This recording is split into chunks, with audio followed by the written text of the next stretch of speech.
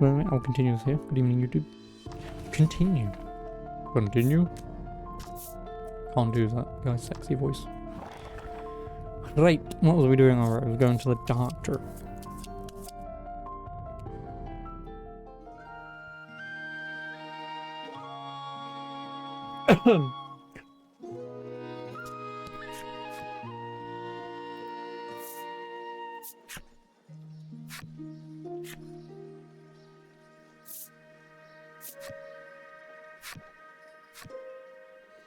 Well, the same was the same, but with the added addition of a skill effects. Jesus Christ, I cannot talk today. If you use Death Stranding 2 and Delta. Delta. Tell me the full name of Delta. Unless you're talking about the Ico game. Skill effects are triggered when sets with matching numerals are formed. Effects include those that benefit you and those that hinder your opponents. Oh, right, MGS3. Right. Obviously, I forgot about that game. Completely forgot about that game.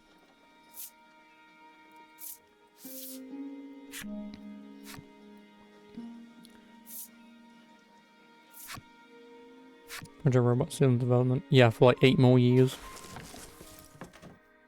Do you want to like actually hazard a guess how much that game might cost when it comes out? But not cost, when that game will come out, I should say.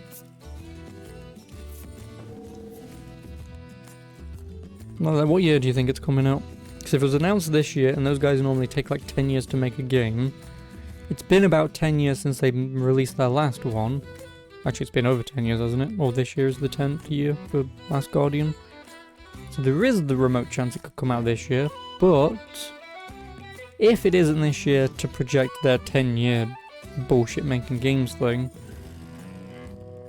say 27, 28.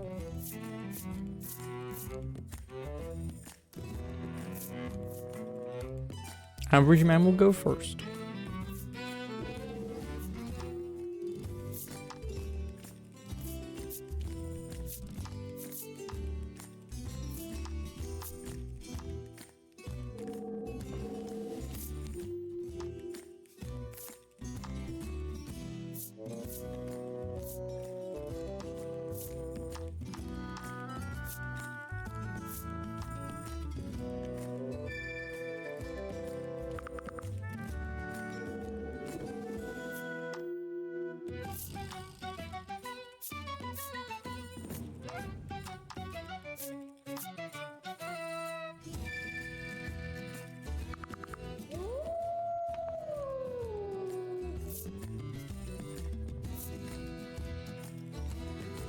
Oh, they really screwed me over.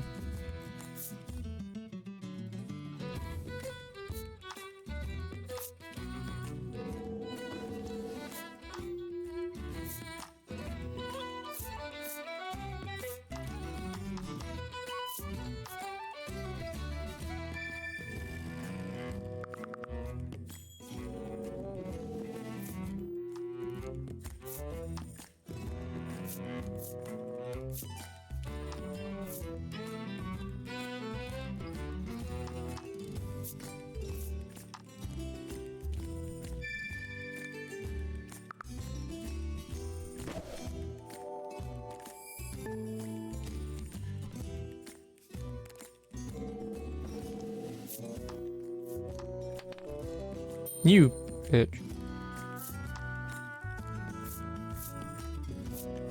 Can't do anything anyway, but...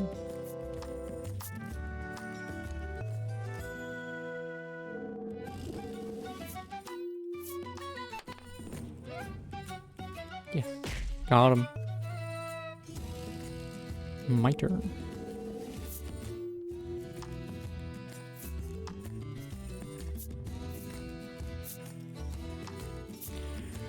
I can either do a 3, 4, and a 5, or I can do a 7 and a 7. Actually, what's 3, 4, 5? So that's 9, what, 12, or 14. So 7, 7 still makes more sense.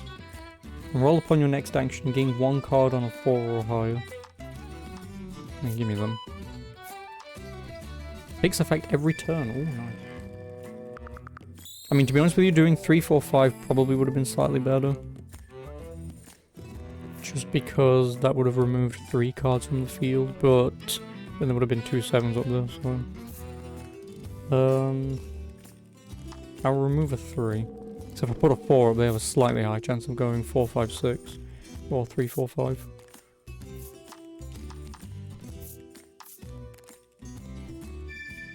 Oh, and he gets 2 or higher? God damn it.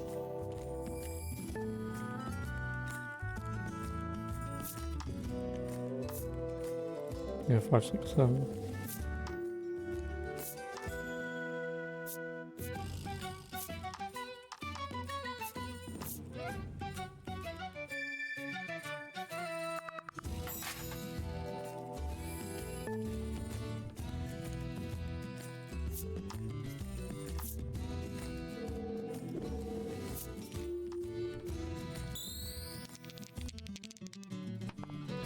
Oh, you bitch.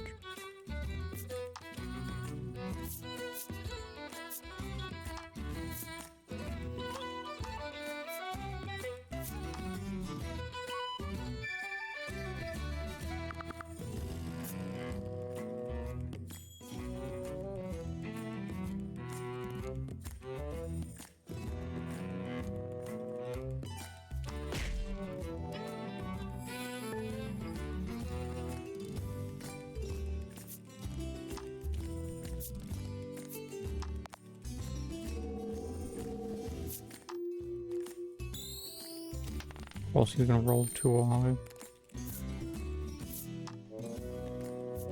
No, he's got the 2 sevens. You're going with the aces though. Cards drawn by all opponents on the next action reduced to 1. Oh. I mean, I would have gone with the sevens, but... whatever. He misses a turn anyway, so... Oh, 2 sevens? Well, he skips a turn, so...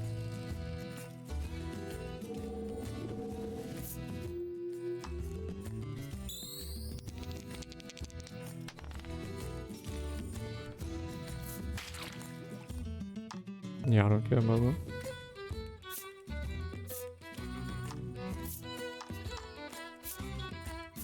I'll replace the 4s.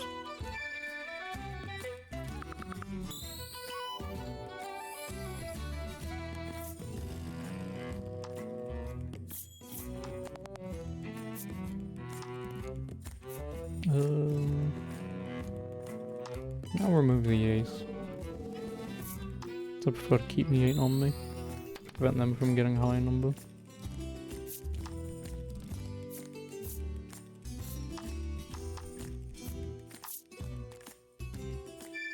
Oh, and he's going to destroy cards, which means I'm pretty much going to win at this point. Oh, this part. Never mind. I thought I meant this part.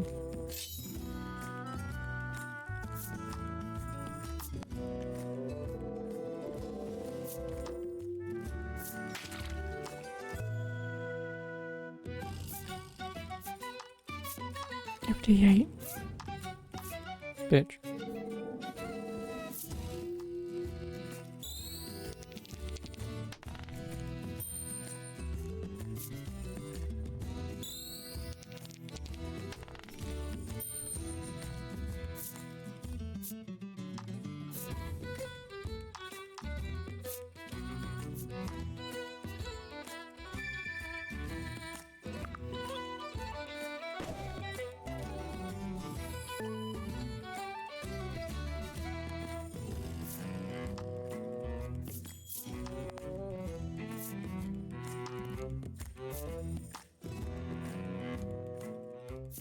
I win.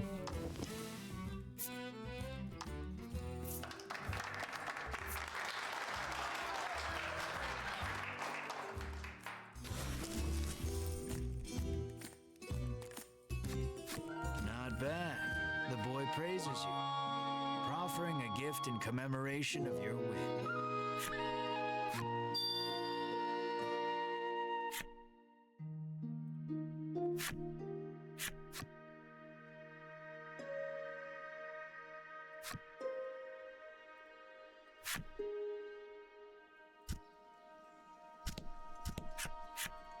Well, I may as well do him since we're here.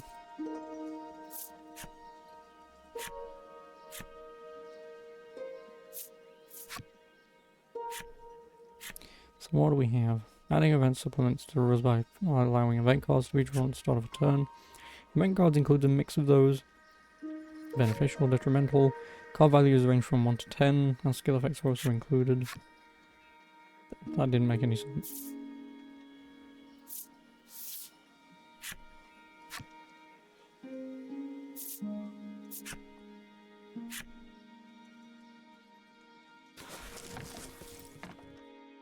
But, nah, I mean, doing all of this, you get the in-game cosmetics.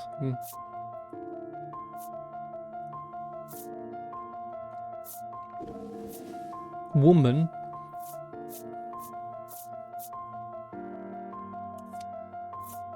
Me! I've got a 9? Anything could happen, good or bad, draw an event card. Steal one set from selected player. Ooh, I don't have a set. God damn it.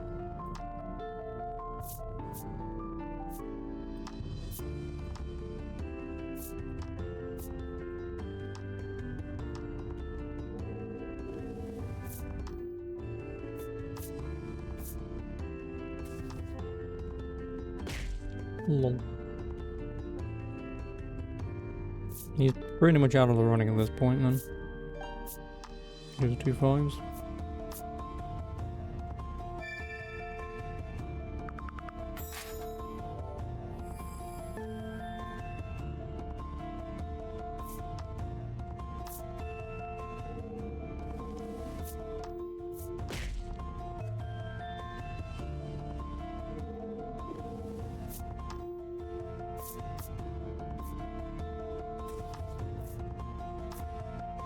No, you whore.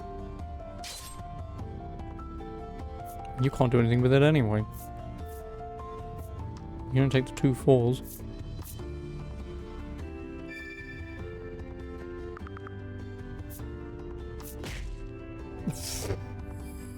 Okay, we're just bullying this man.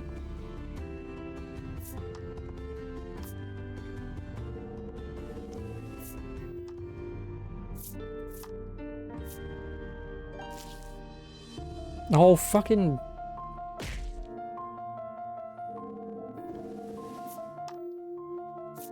Can I restart?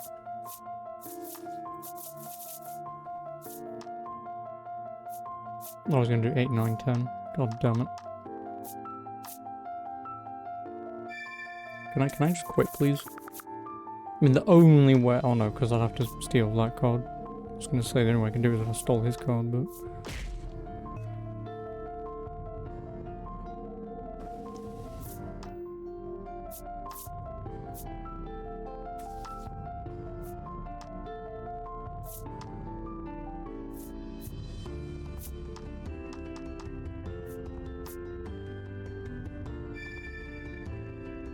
I mean, could I still win this? Maybe, but I have literally nothing on the board. So I would rather just give up and retry. It's not even done anything, so... Don't let it get you down. Yeah. Come play again, says the boy, waving.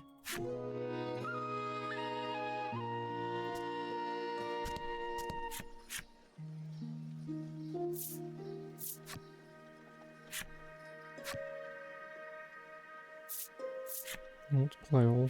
Include all. Card values range from 1 to 13 include jokers. Drawing a joker causes 1 set from each player to be passed to the right. This rule set keeps things alive by including skill effect.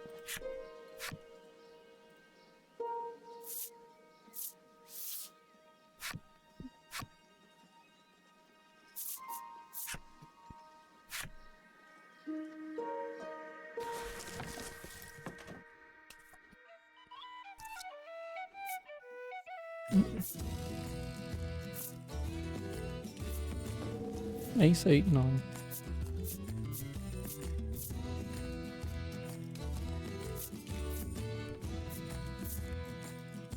Great, so now I'm going last.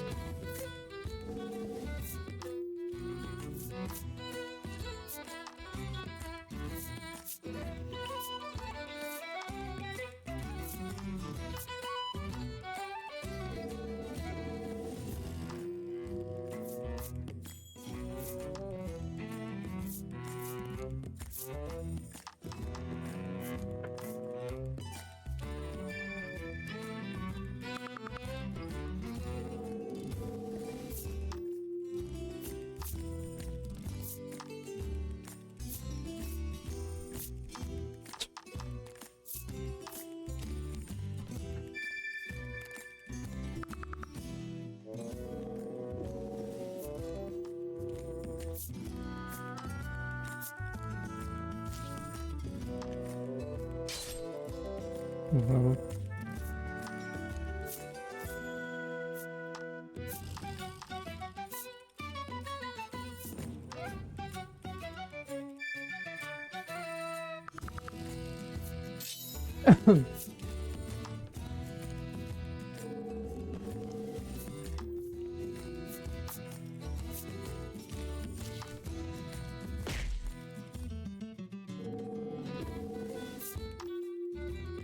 I need to be able to steal this shit.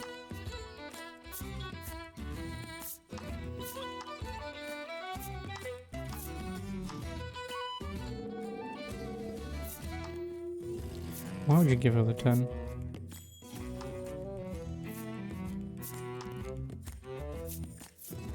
Three 10.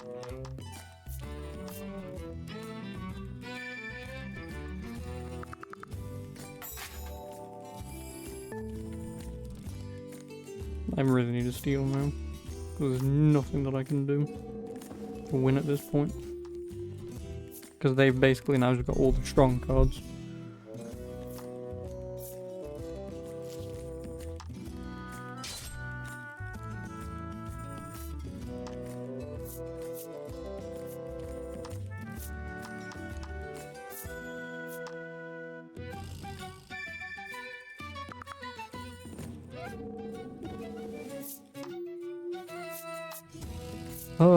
RNG card games, man.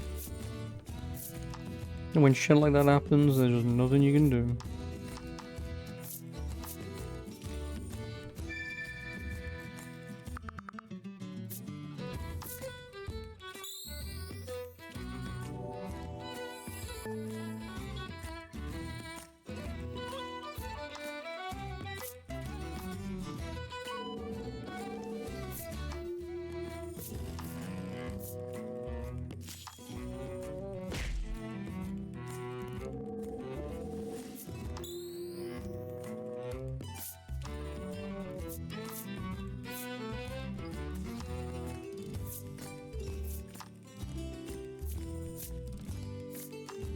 The only way this is going to work if he does this and forces... Oh, no, he can't. I was going to say if he does this, then he forces her 10 off the board. Obviously, he can't do that because she doesn't have a full board yet.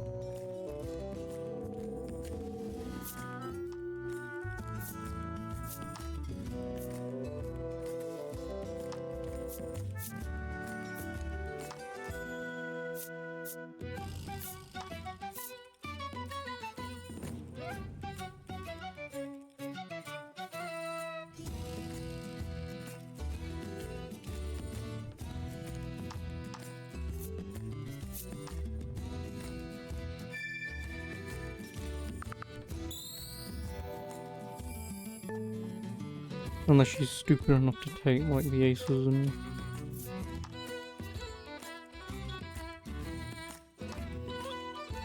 Yeah, unless she's stupid enough to take those aces, which he'll take them, but...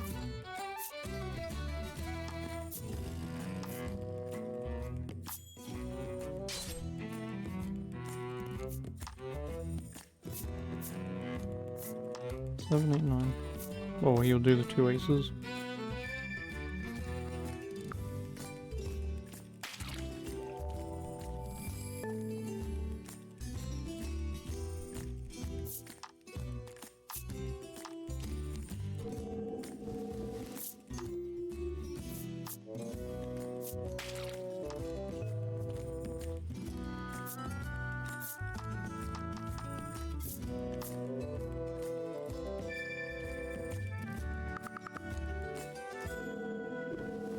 There's just nothing you can do.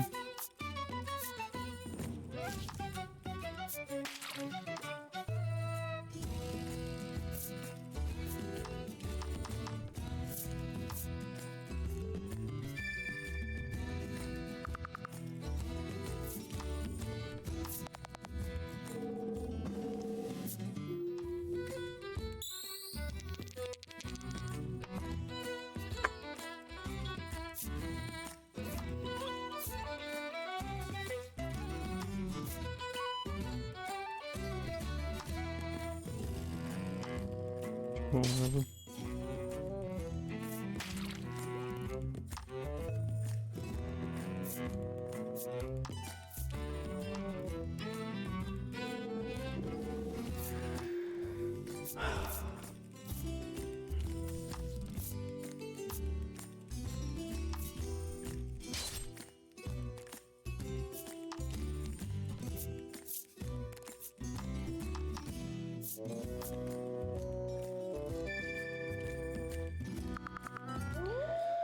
10 would be nice.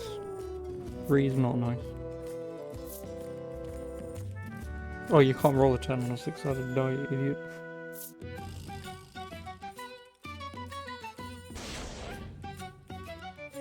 Then you just got rid of all my cards.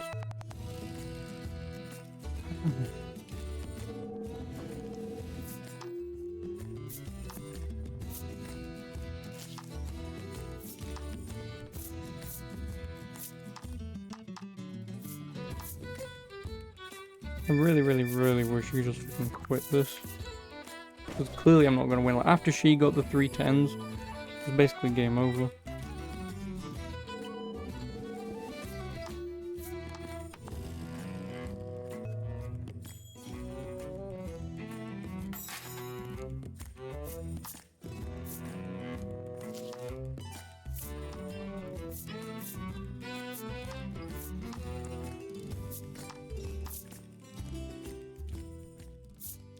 Well, I'm in dead last. There's nothing I can do about it. Fucking joke.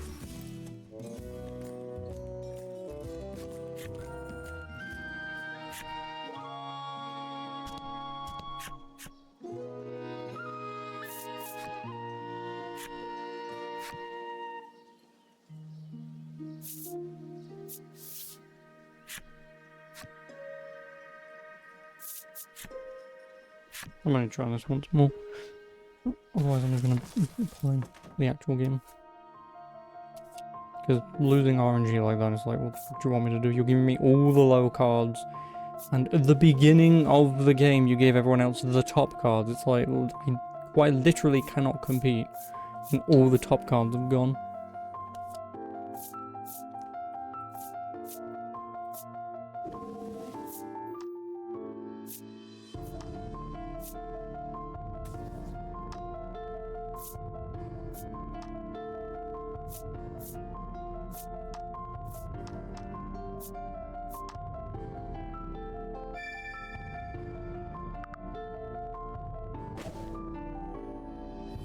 This will at least potentially give me another free turn.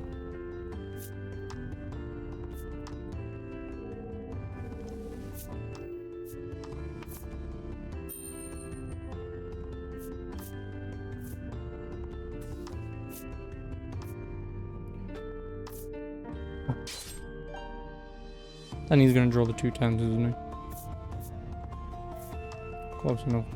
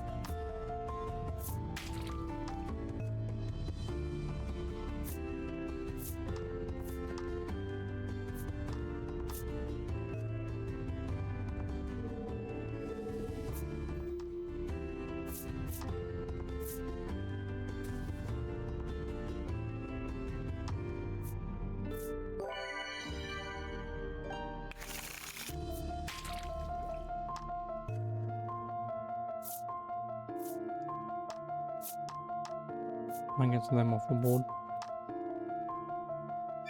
And I now can't be rested.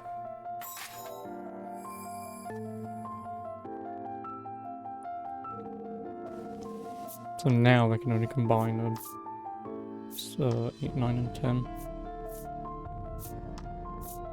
Oh look, there's the other 10.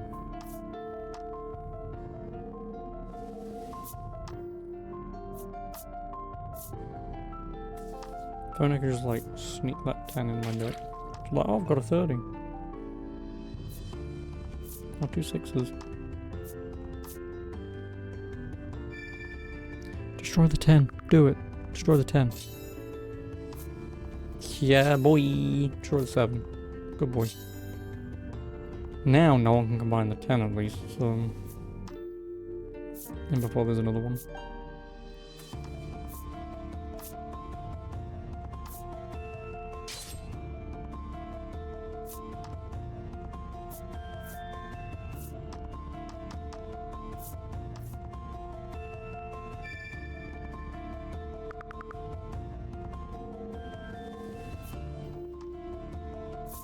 YOLO.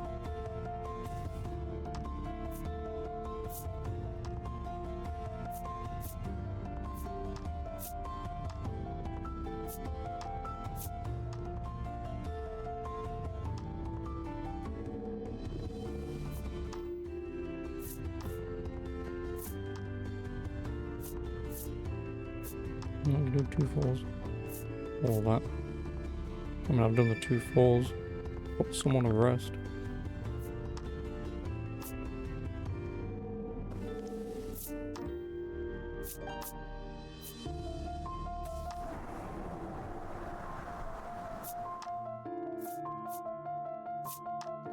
Oh, she skips a turn that she doesn't get access to anymore. That's nice. Also, I'd have gone with the 2 5s.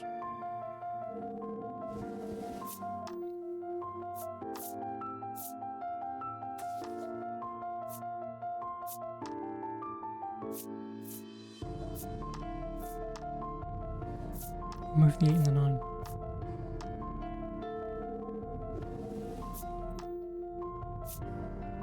No, you know what? No, I'll skip it this turn.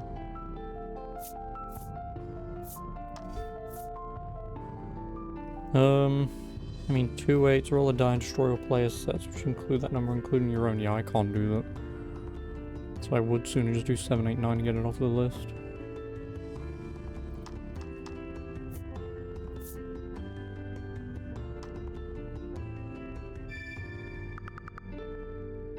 Although, to be honest with you, it would have only palmed my 2 2s, which would have been fine, thinking about it. But she's also got a 9, so I couldn't have put that back in the deck anyway.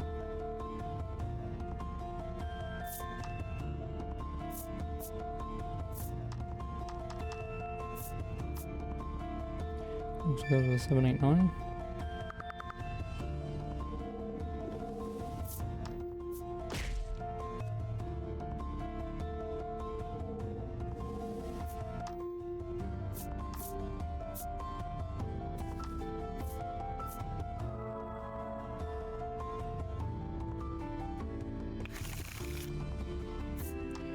Well, the 10's back in.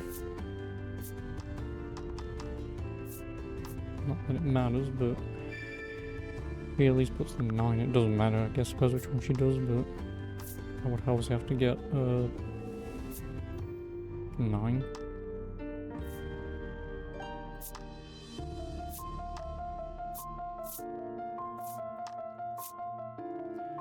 I can do the 6 7 8. What does 2 7s do? 2 7 roll. On your next action, gain 1 card.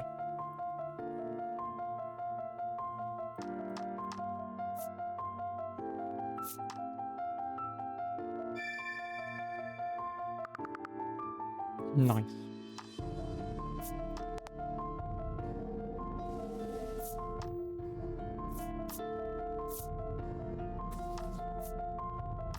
That would have been my card. I could have thrown hers in. Or that guy's in, I should say. Oh look, 2 9s. You're gonna choose me, aren't you?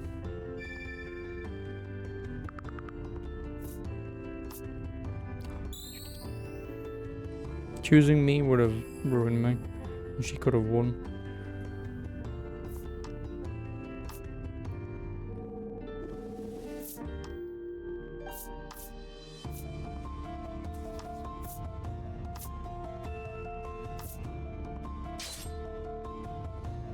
You'll draw 2 cards, that guy will draw 2 cards, and then I draw 1 card, so I should win this, but... Because he's out and the other guy's out of the running, so it really does just depend on what happens with his card he draws now. Because she's gonna go for the thingy card up there. This is what could screw me. Because I'm not gonna draw it next turn, got no chance in hell. Oh look, 2 10s. Why would you choose... No, you have to choose 2 10s, don't you? Choose his highest one. Choose his highest one so he doesn't get as many points.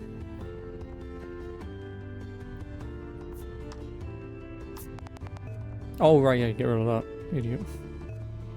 Forgot about it. Now it's me! Oh, I'm not going to draw a card because I'm not stupid.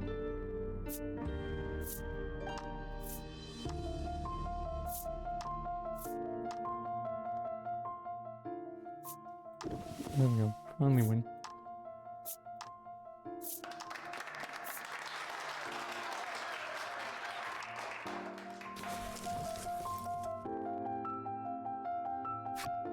You're something else. The boy praises you, proffering a gift in commemoration of your win. An ebony table. Well, there's only one more to win, I'll try it. May as well. So I never have to play this ever again.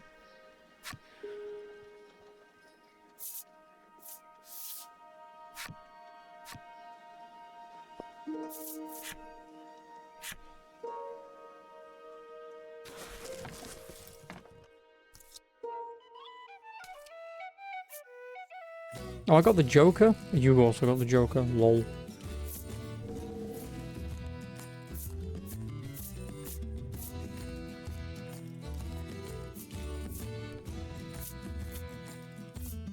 I don't remember what the Joker does.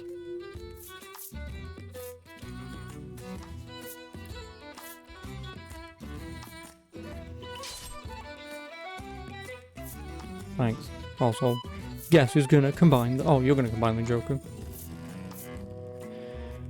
You know, you could have done the other guy. Cunt.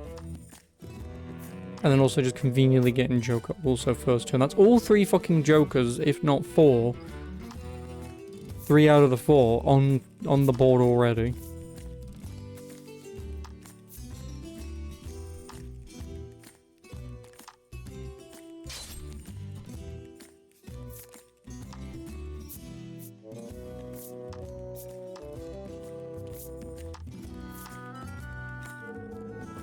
Well, she's gonna win. Because unless I get a Joker to counteract her, there's nothing I can do.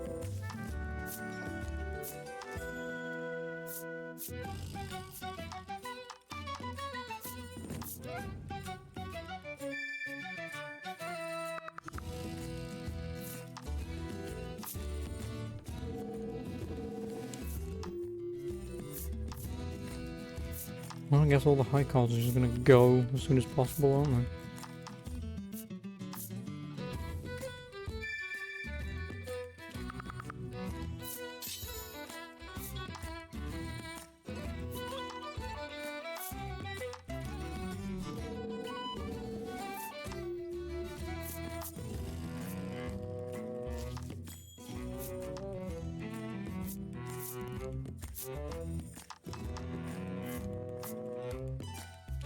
Oh. So she gets an extra 20 points.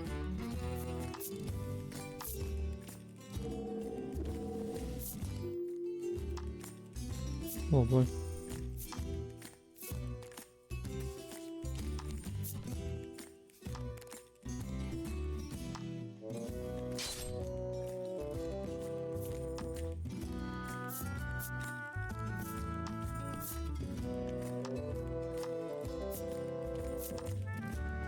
Well, I can't destroy hers.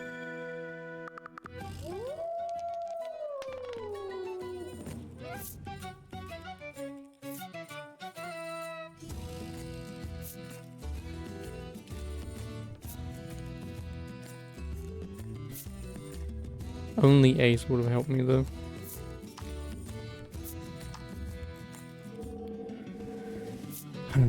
When the RNG dictates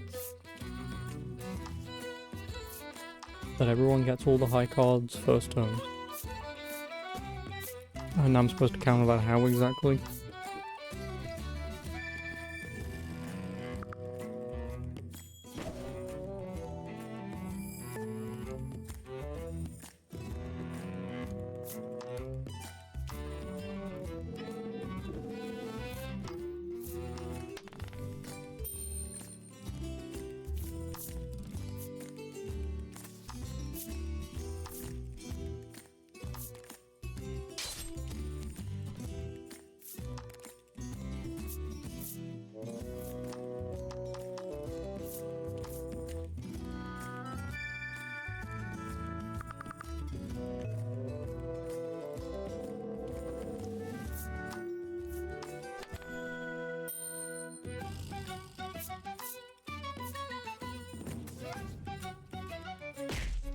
Great, I get 2 rests.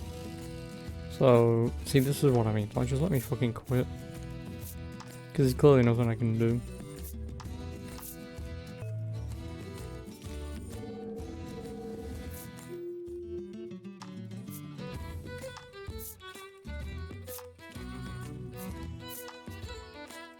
I'll try it once more. Only because, hey, guess what, game? Again, getting all the fucking high cards out of the way. There's not really much to do about it. And then I'll just do the main game. Or whatever this is. If I really want to, I can do a post game, so. Like her just conveniently getting another Joker after getting rid of my Joker.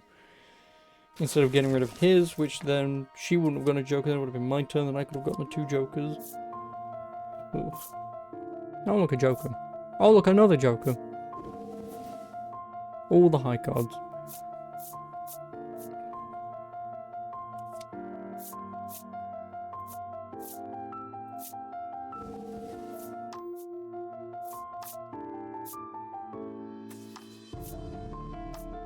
Why mine?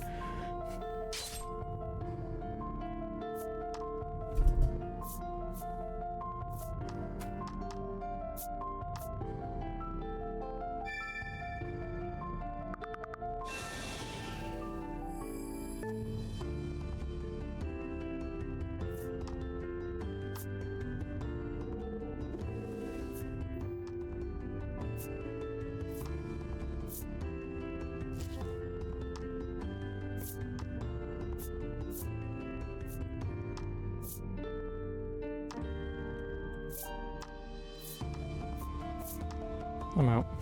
I don't care. That's the second time she's done that. You can fuck off, you goddamn game parlor. No, go away, boy. Fuck off, get out of my goddamn hair. Look, the second time in a row, 2 Jokers, I get a queen, she's just like, I'm gonna get rid of your card, and then also pulls a fucking queen. This is all we found, says Melanie, withdrawing the ragged doll. Cypri's eyes widen as soon as he sees the doll, and he reaches out to take it. Without breaking his gaze away from the doll, he begins to speak. Cypri tells you he gifted this doll to his young daughter a long time ago, but she fell gravely ill and died. Since then, Cypri has treasured this doll as he treasured his daughter. Then the monsters took it from him. Cypri turns to Melanie, his head bowed deeply in gratitude. So you reclaimed the treasure by complete accident. You step closer to Cypri.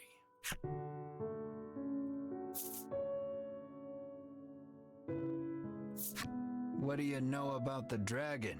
You rudely inquire. Cypri gestures as if to say, let's not get ahead of ourselves. Far to the east of town is a place called Unionville, where monsters and humans live together in harmony. According to Cypri, you might be able to learn something there, as the dragon and monsters are not totally unrelated. Upon hearing that, you turn on your heel to leave.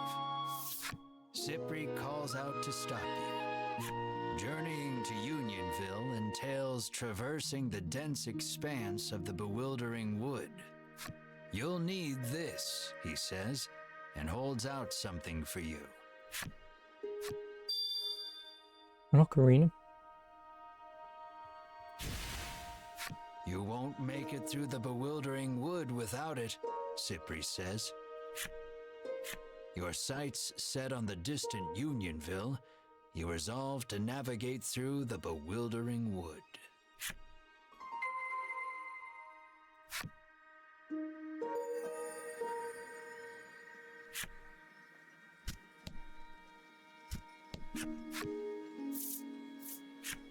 Because I want a torch.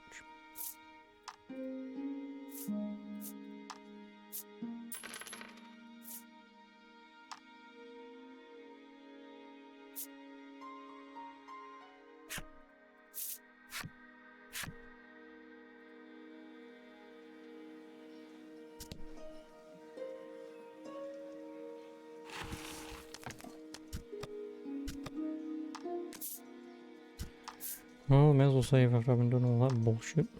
So I don't have to do it again.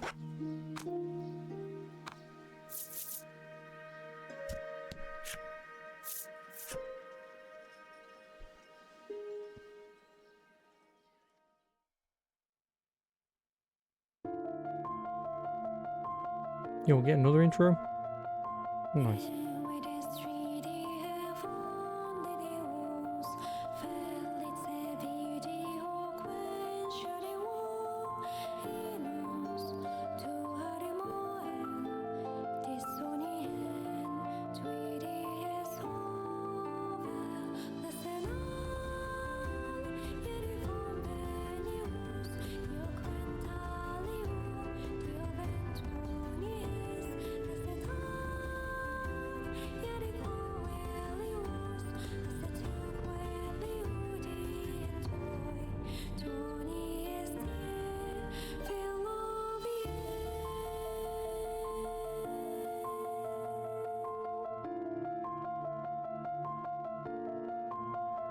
Chapter 2.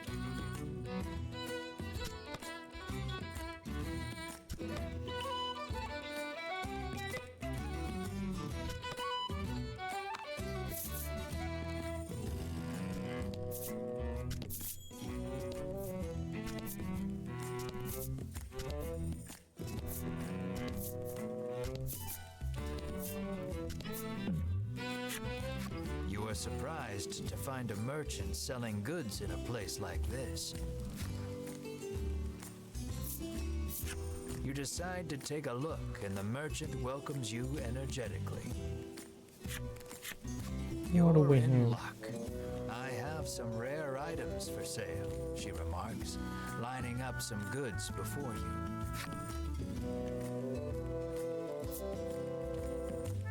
So rare meaning expensive.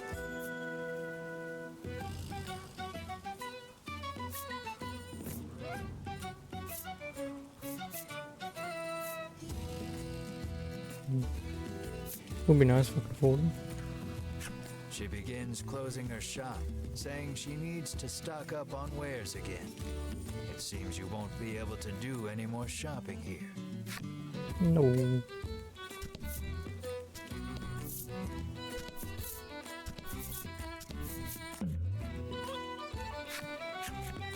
You come across two men sitting on a rock. They take no notice of you or the party, but you can hear their fervent discussion. You listen in and deduce that they are a pair of thieves. You lean in, trying to hear what else the thieves are talking about. You catch pieces of the conversation here and there. I hid the goods. Head south just before the bridge. No, whatever ye do, don't go into the bewildering wood. It sounds like they've just told you where to find their stolen loot. You hastily grab a scrap of paper, write down what you've heard, and quietly sneak away. South of the bridge. Head south of the bridge. Head south for the bridge. No, don't go into the bordering wood.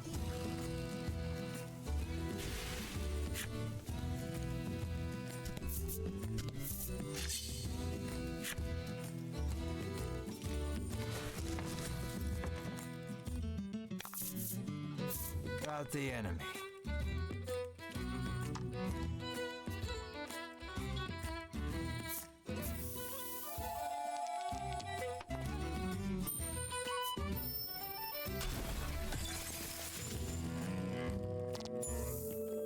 Oh, he did anyway.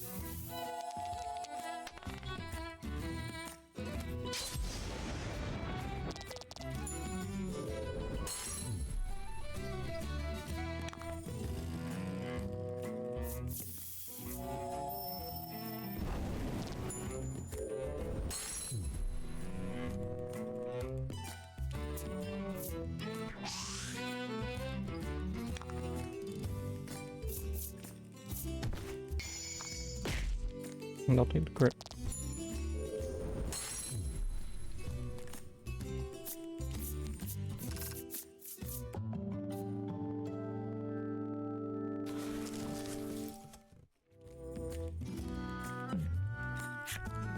You pick up a scrap of paper dropped by some manner of monster. It has a message scrawled on it in crude lettering. Erosert, Nelots, Nitonian. Oh, and. Oh, God. Well, clearly know that means and. Cave. Oh, mountain and cave. Past. Fountain. Near. Mountain and cave, past mountain near. Oh, past fountain near. So I need to know what the first two words mean. Yeah, mountain and cave, past fountain near.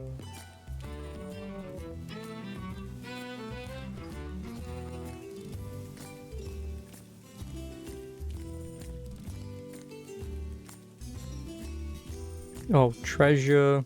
Oh, treasure stolen. Oh, near fountain, past cave, and mountain, treasure stolen. Well, stolen treasure. 'Cause it's kind of written in reverse, in a weird way. Because the first one and the last one's always in the same. Oh no, it is just written in reverse. I'm an idiot. It is quite literally written in reverse. I'm thinking this is all jumbled up. It's not. And I'm like, but reading it this way made no sense. Reading it in reverse made sense, but it's just written in reverse. So near fountain, past cave, and mountain. Stolen treasure.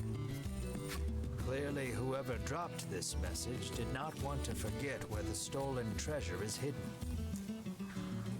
And the game just tells you about it anyway. Cool. You stash the scrap of paper in your pack and resolve to keep an eye out for the treasure on your travels.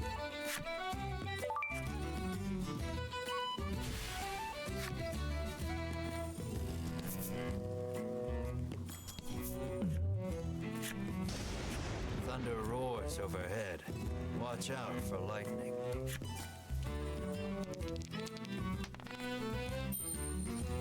You and your friends are lucky enough to make it through without being struck by lightning once.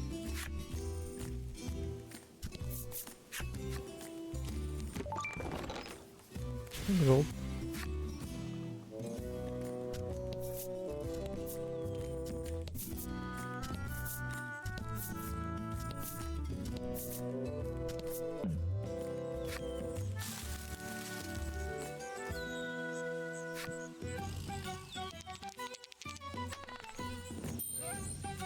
A bunch of nuts fly off from the trees, but you and your friends hightailed it out of there before any of them could hit you.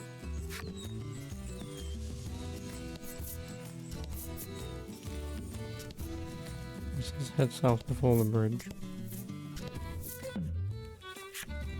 Something's catching the sunlight just so. You move closer to get a better look at it. You find a chest lodged in the hollow of a tree. Something about this feels familiar. You fish a note out of your pack. Sure enough, this is the location those thieves mentioned when you were eavesdropping. Quite convinced you found their stash, you open the chest. There's only gonna be nothing in there or self-satisfied something smirk decent. on your face. Ooh, steel breastplate. Fairly certain I've already got one of those.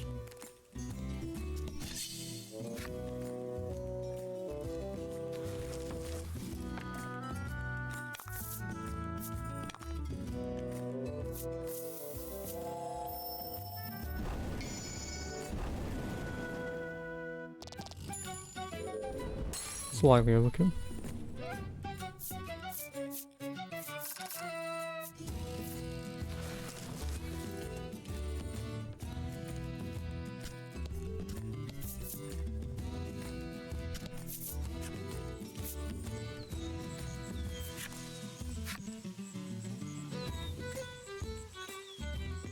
A thick fog impedes your vision. You surmise this is in no small part why they call it the Bewildering Wood.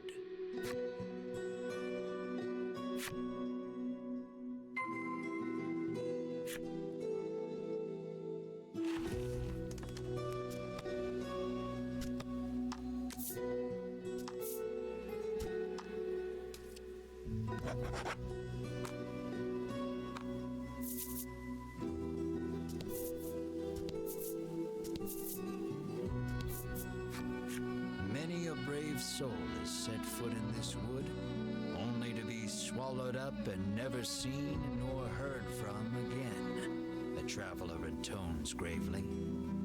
They also tell of a certain tool one needs to get through this place.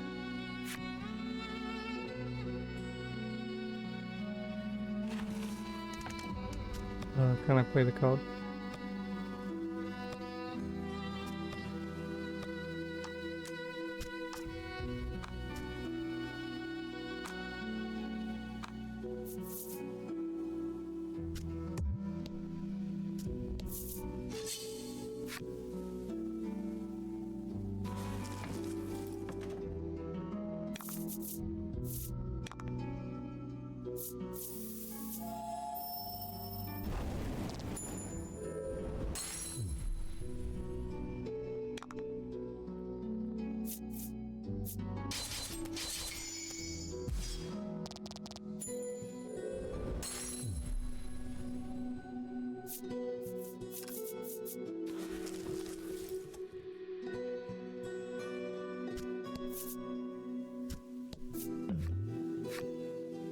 You hear a beautiful melody flowing from the forest depths. It sounds like singing, or perhaps birdsong.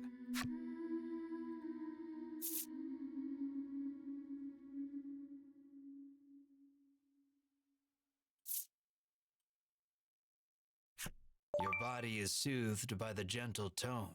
It feels as though your fatigue has somehow washed away. Oh, nice. Didn't need it, but nice.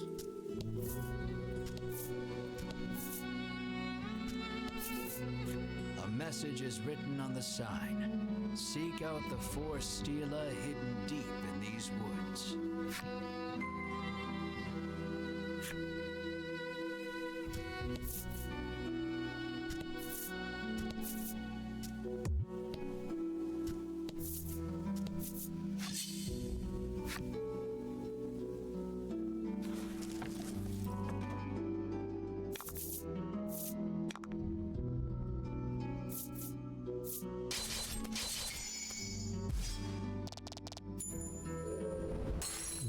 That was lucky. You're right, it was. Also, must have been these woods. If I get 3 of these mushrooms, I'll wait the turns to get her to burn them all. There's an achievement for it. Just like critting 3 enemies.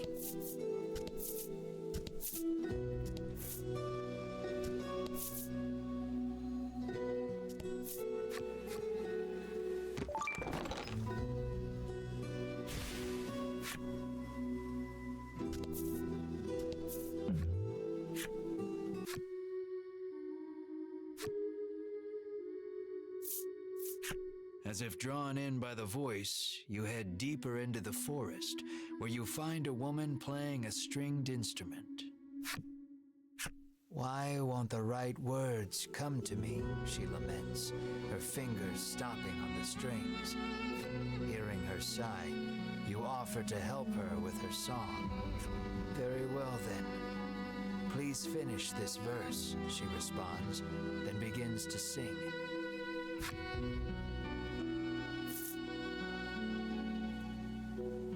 In a snow-covered town, I hear a voice. Oi, oi, oi! You! It's freaking cold! So it's a song.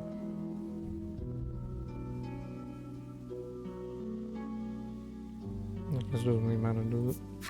You shout the words in a loud voice. The woman's mouth hangs open, wide. The words are so plain, perhaps overly so, which is precisely why they pierce the heart, she says.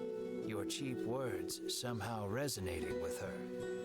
She entreats you to let her use your lyrics. Imagining the royalties, you happily agree. I'll take those royalties.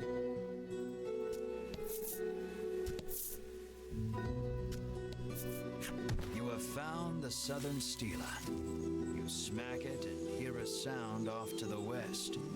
You'd best head that way next.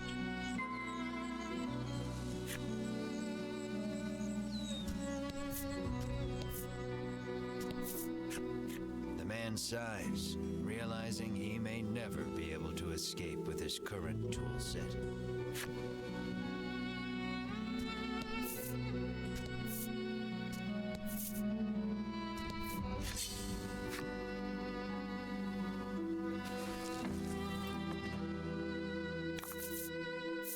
Let's do this.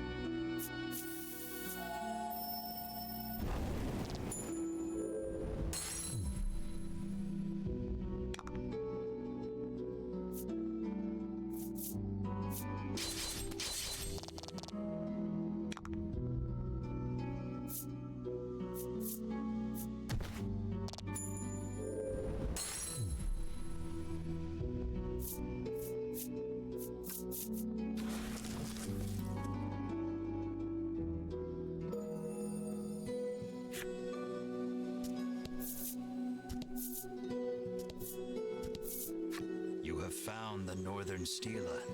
It doesn't look particularly special. You resolve to touch it anyhow.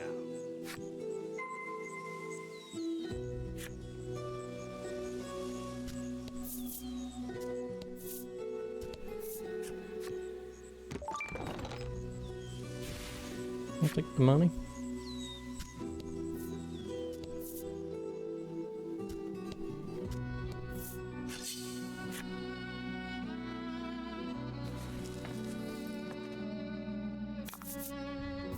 And fight.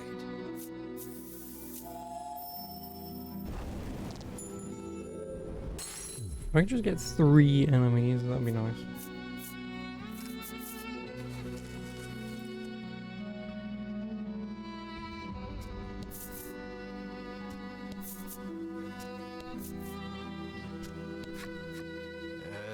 The next stela is, you hear someone murmuring. It sounds like a man, but you can't really be sure in these woods. With those titties and those abs, you never know.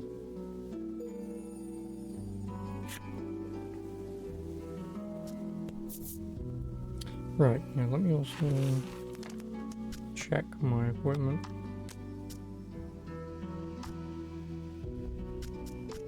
Yeah, I've already got a steel breastplate. I knew it.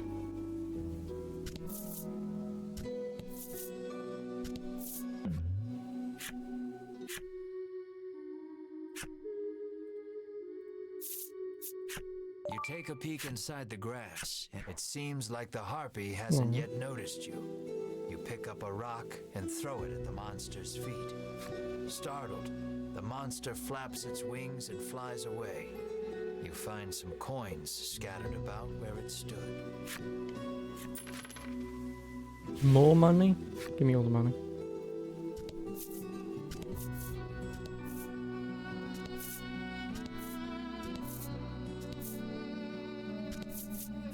You have found the eastern stela.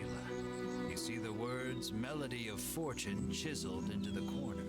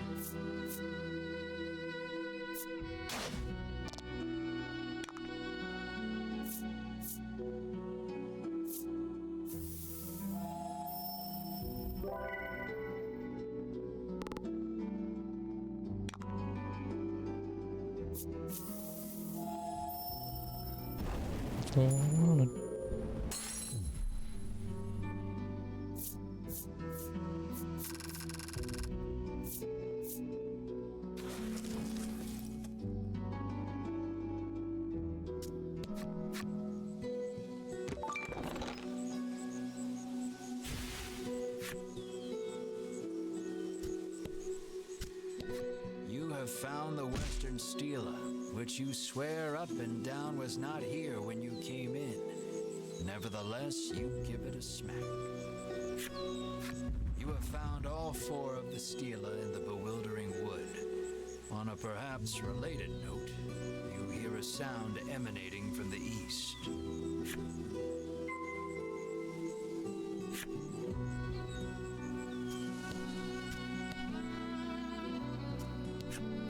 The woman appears to be lost.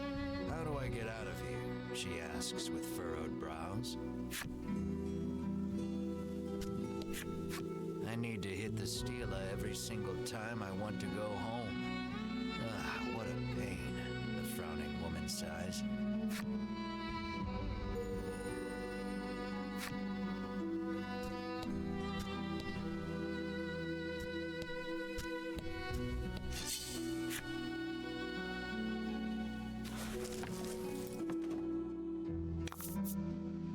About the enemy.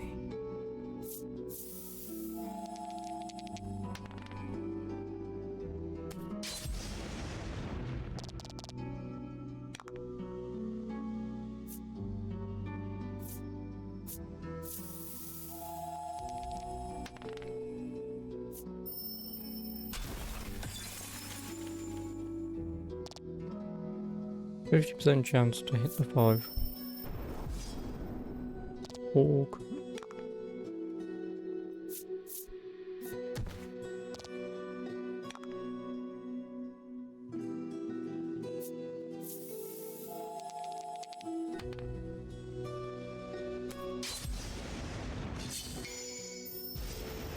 That doesn't help me. Nice work.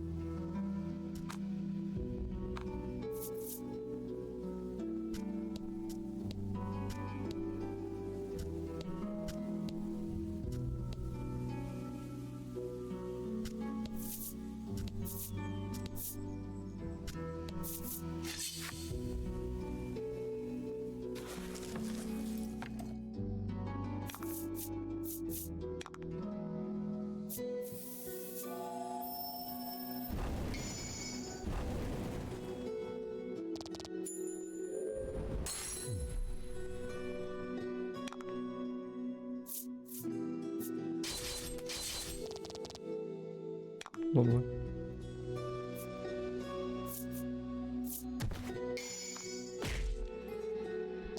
Excellent. Is it though?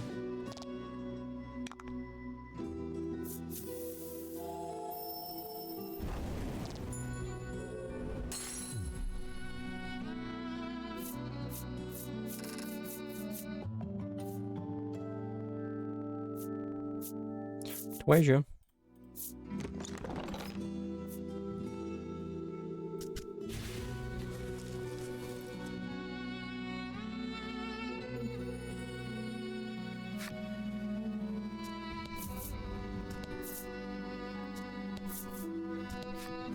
You examine the stela. The message carved into the stela reads, "Play in tune with the forest." You hold the woodland flute you received from the good doctor in Thriston. Doot doot doot doodly doot doot doot doo. You blow a handful of pleasant enough notes into the woodland flute. You soon become aware of accompanying percussion, which reveals itself to be a series of impeccably timed footfalls racing toward you. A young woman appears before you. "That was absolutely dreadful," she whinges, her jaunty gait betraying her enjoyment. She calls herself Ridis and declares herself Well, then a maybe you could woodlander, Ridis resident yourself. of the bewildering Or wood. Ridis. Whatever. I know what I was By going sheer for. coincidence, the flute on which you played those notes was one designed to call the woodland people to your side. Stunned by your good fortune, you ask Ridis to lead you eastward out of the forest. What luck! She agrees far more readily than you ever anticipated. But, she continues, extending her hand, you'll have to hand over the woodland flute first. To make a boat. You hand over the flute, firmly restating that she may have it on the condition she leads you out of the bewildering wood.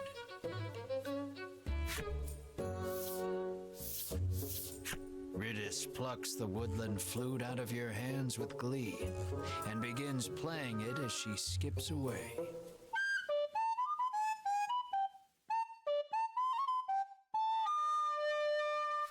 Well, playing is a generous term. It sounds as though she may as well be murdering the poor thing. Ridis makes it clear that the fastest way out of the woods is through woodland, where she lives. "It's that-a-way," Ridis says gleefully, pointing past the stela before you.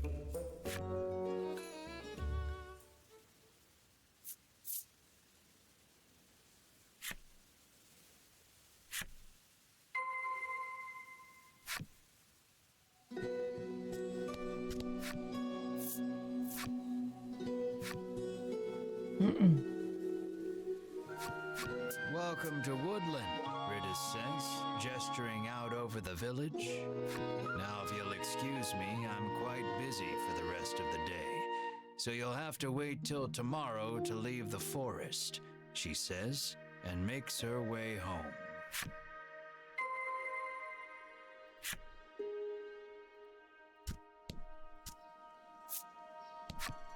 "Welcome to the Forest Oasis," the man greets you warmly.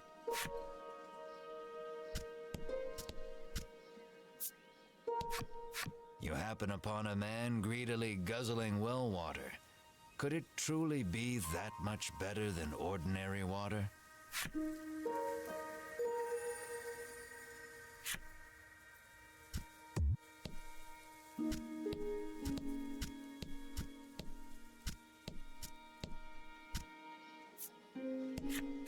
This shortcut is reserved for use by woodland citizens only, the guard barks, clearly unwilling to let you pass.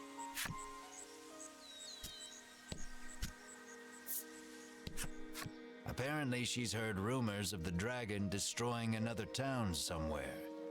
Our village would burn down so easily, she mutters, perhaps a bit more afraid of the symptom than the cause.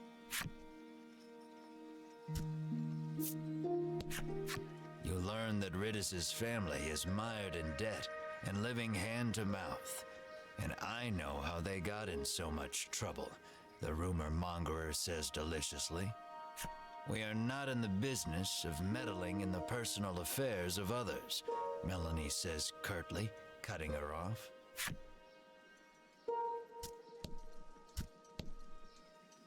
I'll check the armor out first.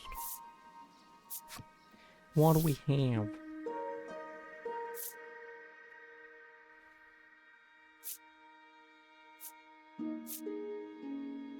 Did I never buy this from the previous town? Idiot.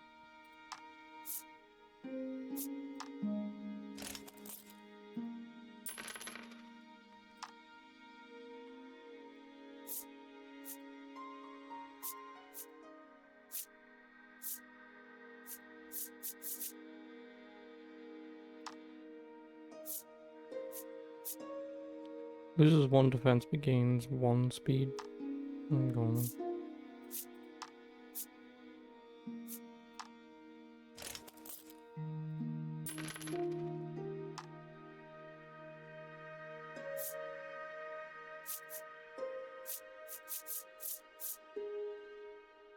Loses 1 speed but gains 3 defense. I'm going. In some instances, I would prefer him going first, just because then I can guarantee getting a heal off first turn, but yeah.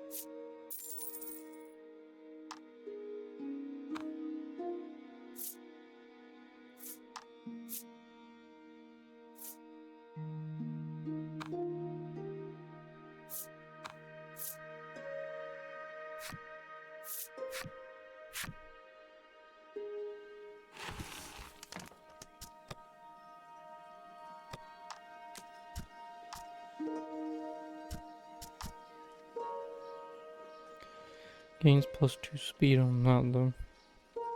This would obviously just guarantee you're going first. Fuck it, yeah. Here's one.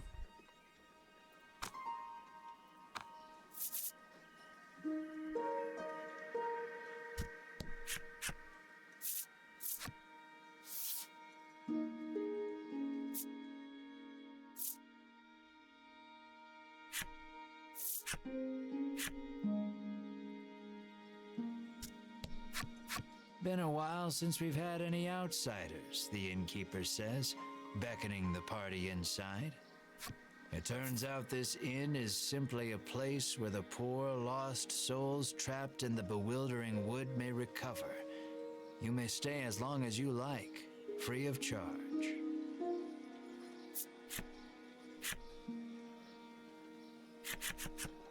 The wooden dining table practically groans under the weight of the platters upon it, all brimming with meats and vegetables from the bewildering wood.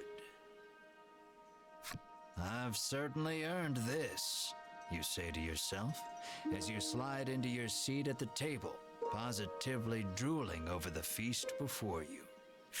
Melanie takes no note of your boorish behavior, uttering a small prayer of thanksgiving before reaching for a plate of vegetables.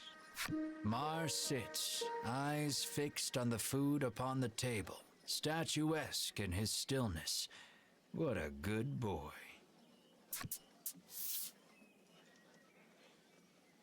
Mar clears the entire table in a matter of seconds, even emptying the water barrel in a single gulp.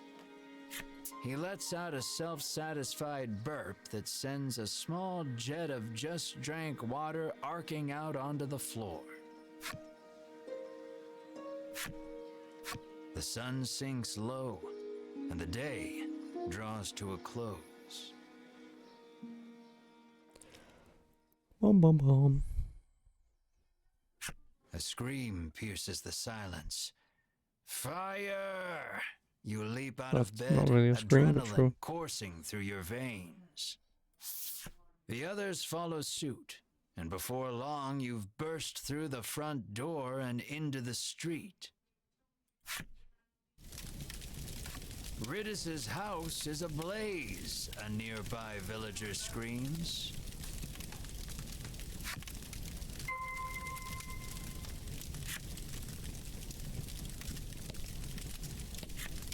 My mother is still inside, Ridis shrieks, darting past you to fetch water from the well south of the village.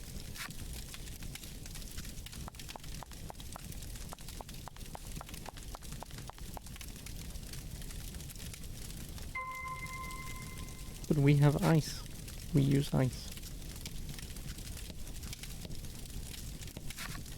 Ridis is gathering water in an attempt to fight the blaze all on her own.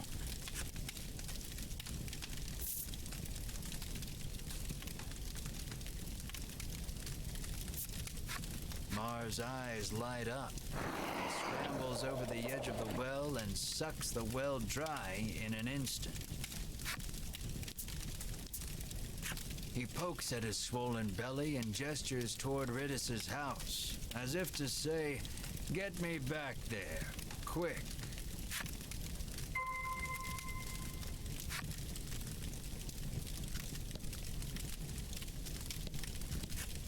Quickly, put it out.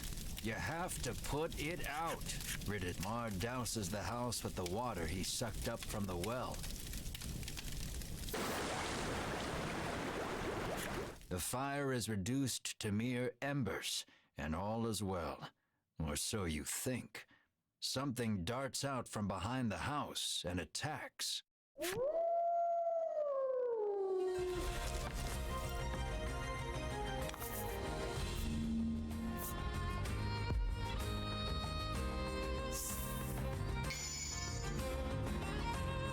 Rout the enemy.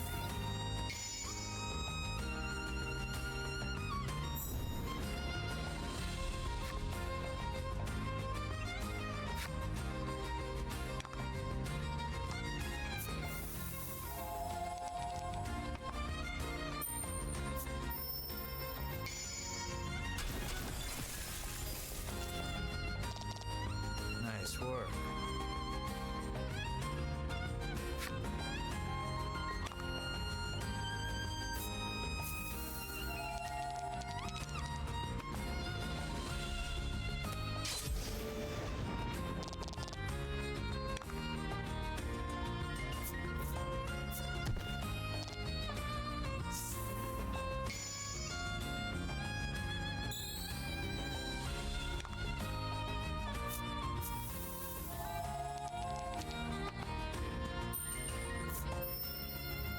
I'll take another 10 on a crit. That was lucky. This time, dickhead, don't do a low roll. You cunt. Not Martian, get rid of him. Yep. Didn't even get a turn.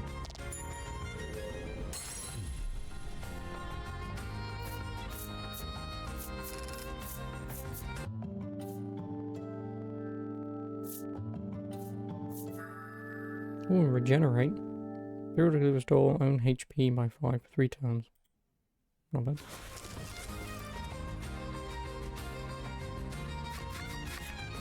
The fiery beast dispatched, you return to putting out the last of the blaze with Mars' help. Ridis's mother, now safe, tells you the creature came out of nowhere Hello. and set the house aflame. Jesus Christ, I wasn't even looking at that.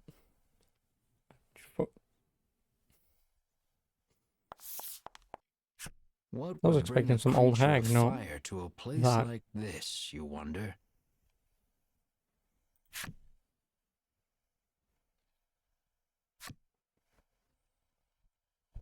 The next day. Oh mon dieu.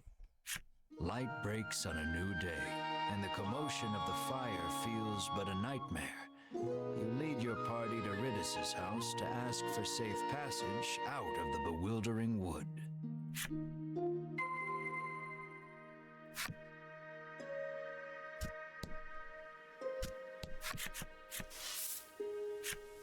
He digs and digs, but no water is forthcoming. Melanie beseeches you to help the poor man. But well digging was forbidden by our ancestors long ago. You've heard the legends, you protest. How is that the best lie you can come up with? The man turns towards you both, oblivious to the squabble playing out before him. Do you have any salve that might ease my pain? Salve. He Who the fuck asks. says salve?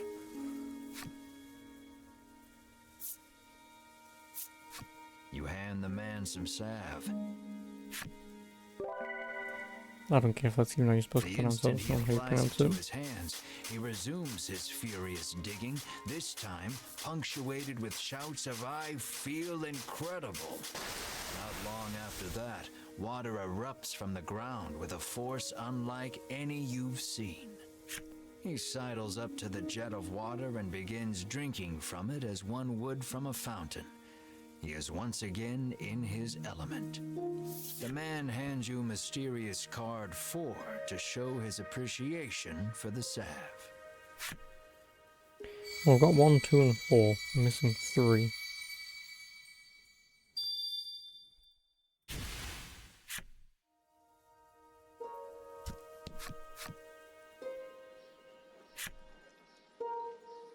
It is 3 that I'm missing, right?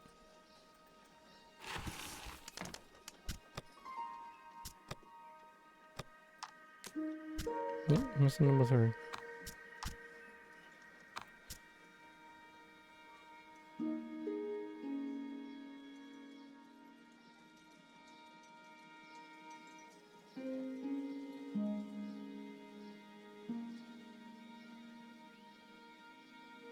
That might be back in the other place.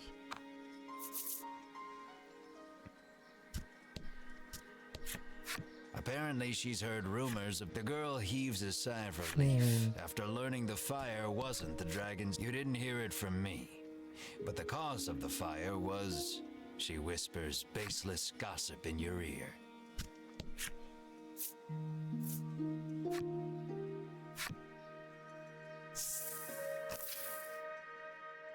Though spared from complete collapse, Ridis's home has been thoroughly scorched.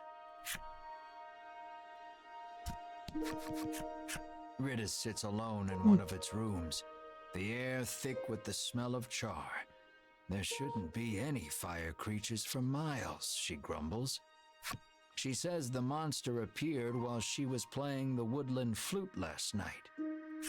As to why any monsters, let alone fire monsters, appeared, well, despite the circumstances, you ask Ridis to lead you out of the bewildering wood as promised. I did promise that, didn't I? She says wearily, rising from her seat. The poor girl is clearly still in shock. Why do you want to venture out beyond the bewildering wood anyway? She inquires, as she gathers this and that in preparation to leave.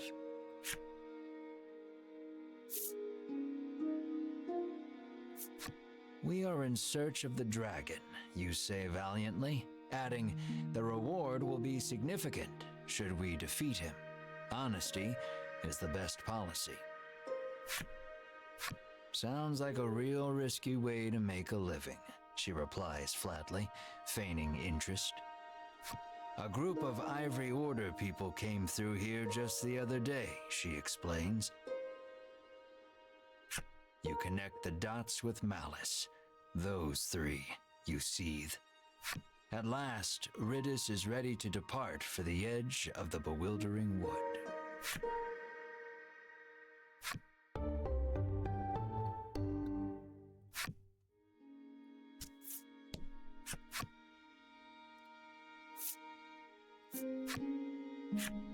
We're gonna have one maximum of 3 people. Boo. Boo you, game. I mean, would I have her over Marv? I mean, maybe at the moment.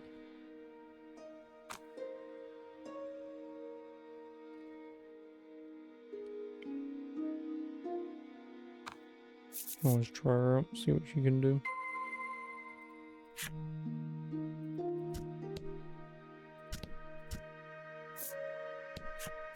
Ridis's mother tells you she was once deceived by a crooked merchant and plunged into debt. Ridis has been working to repay the debt ever since her mother took ill. You lightly press your thumb and forefinger to the corner of each eye, a mixture of sadness and anger swirling within you.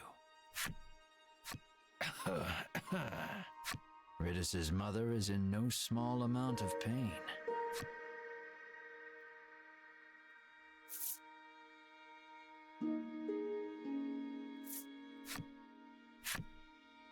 The item you've proffered hasn't, but I appreciate the thought. Ridis's mother hands you mysterious card 3 as a token of her gratitude. Oh, there it is.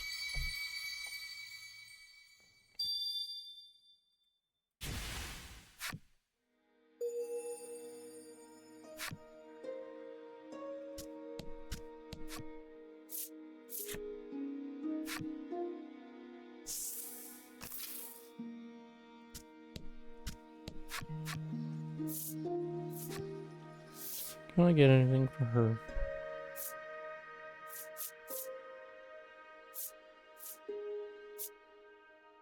Oh, she can also wear a steel breastplate. Loses 1 speed but gains 1 defense.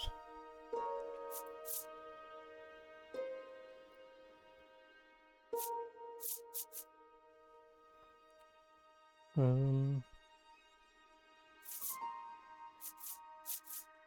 mean, I may as well give her the steel breastplate, so it's slightly cheaper than that.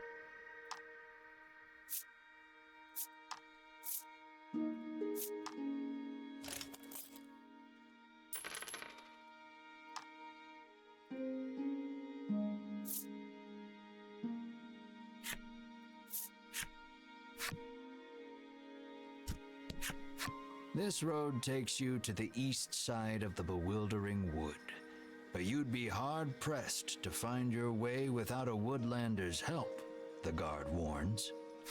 Upon seeing that Ridis is with you, he steps aside and lets you through.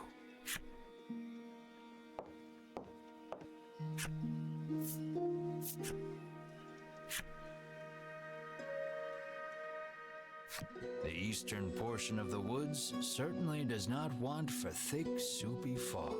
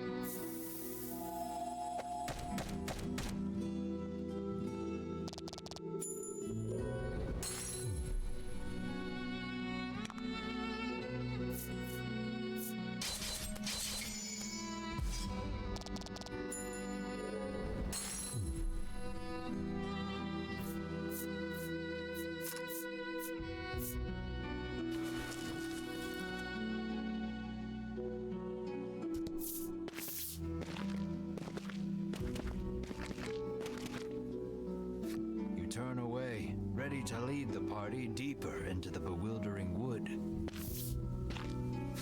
Wait just a moment, you lot, calls the voice of an older man from somewhere behind you.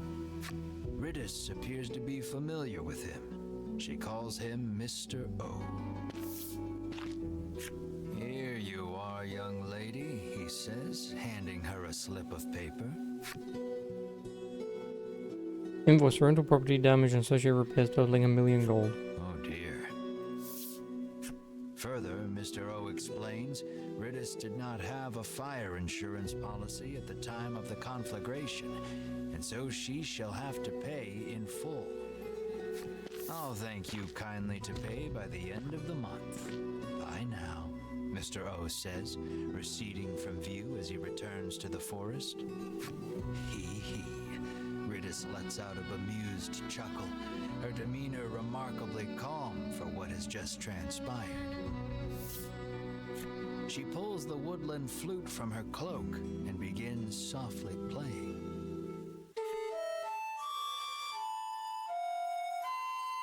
Yep. Ridis's ear-splitting performance, shall we say, draws monsters out from behind the trees. Within moments, they are nearly upon you.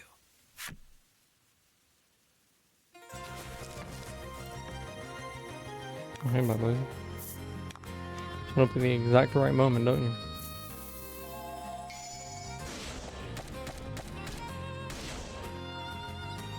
And a crit too. Extra perfect timing. That was lucky.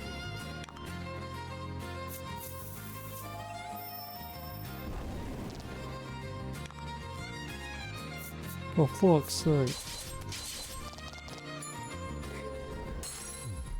You did great.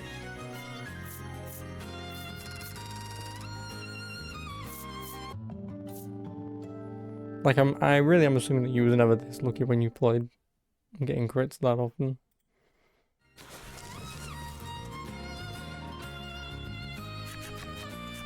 That's odd.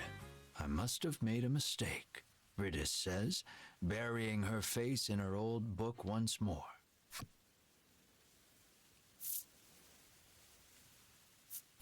She opens the book You've to a never this lucky. particular page and thrusts it in your face.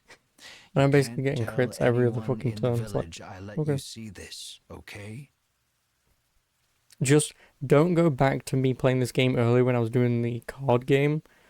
Because that's where all of my unluckiness was happening.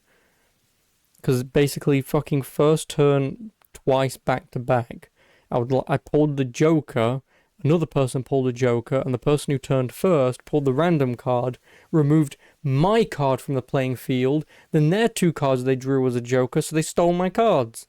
And the next turn after that, they got like 3 10s. I'm like, oh, fucking great. So yeah. I am really unlucky, apparently. Well, again, there's that fine line between being really unlucky that it's kind of almost lucky as well. You know, that you play the card game and every one of my opponents gets all the high cards back to back and it gives me all the shit cards. And you're like, oh, okay. It's a But then page in of battles, sheet it's like, music you with want a note crits? scrawled Have them. beside it that reads, "Play this lucky tune to reverse your financial fortunes and make money woes a thing of the past." No matter how many times I played this last night, our debt never went down, she fumes, incensed.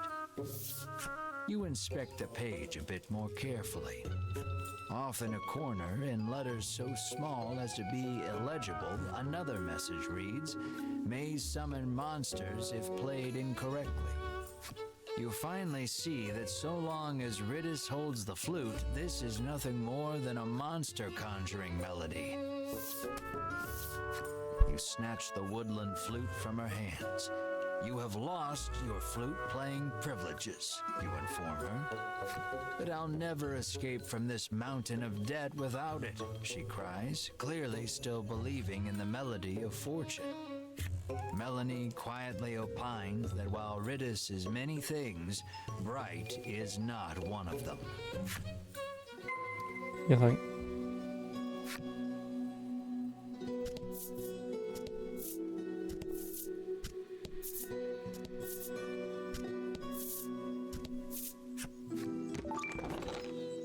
Oh, an Inspira elixir.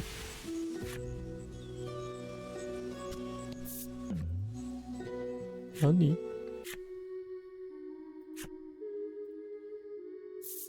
Well, I don't exactly need healing, so...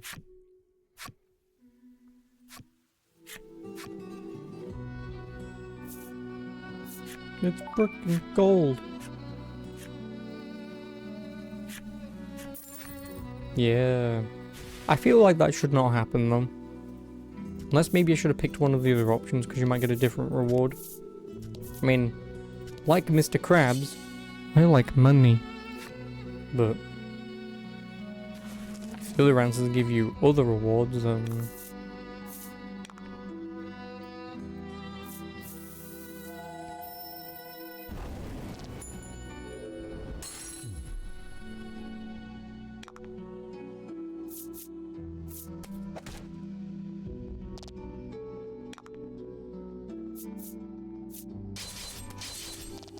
Really, dude? You weak little bitch.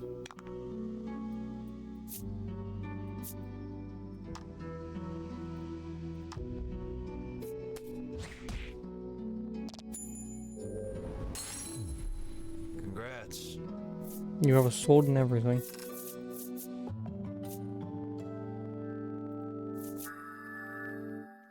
Recover 3 HP after combat ends. Ooh. Very nice.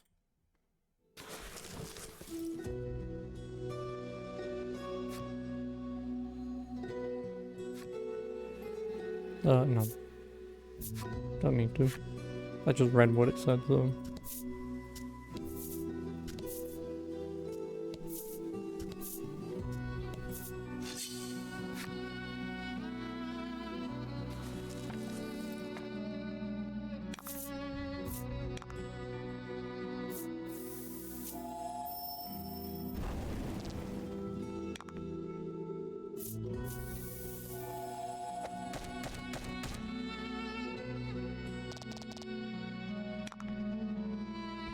Please do an amount of damage, though.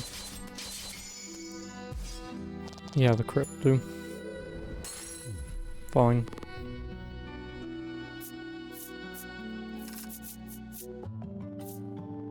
Oh, and Mart also levels up even though he's not in our party. Okay.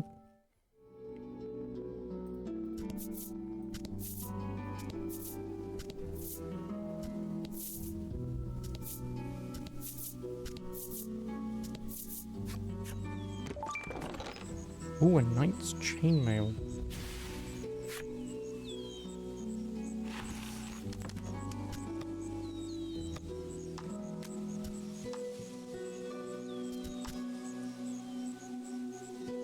Oh, he can't equip it. Can she? She can. Alright then. Whatever you say.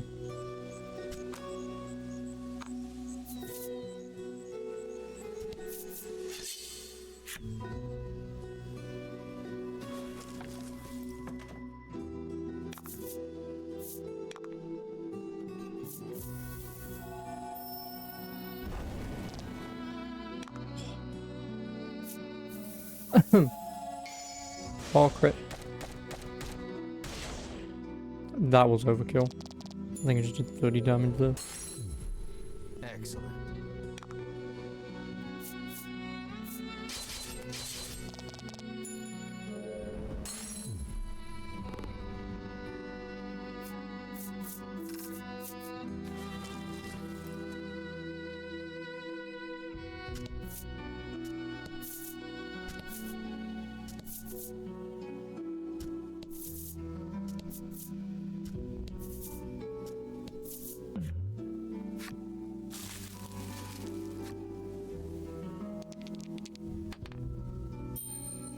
Six.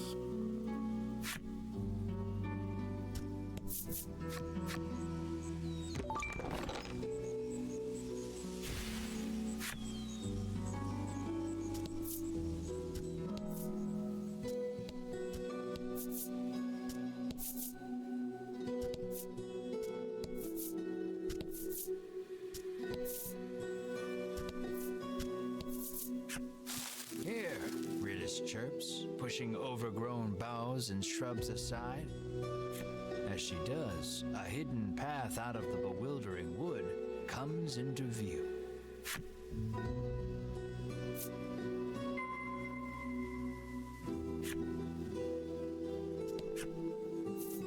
Yes.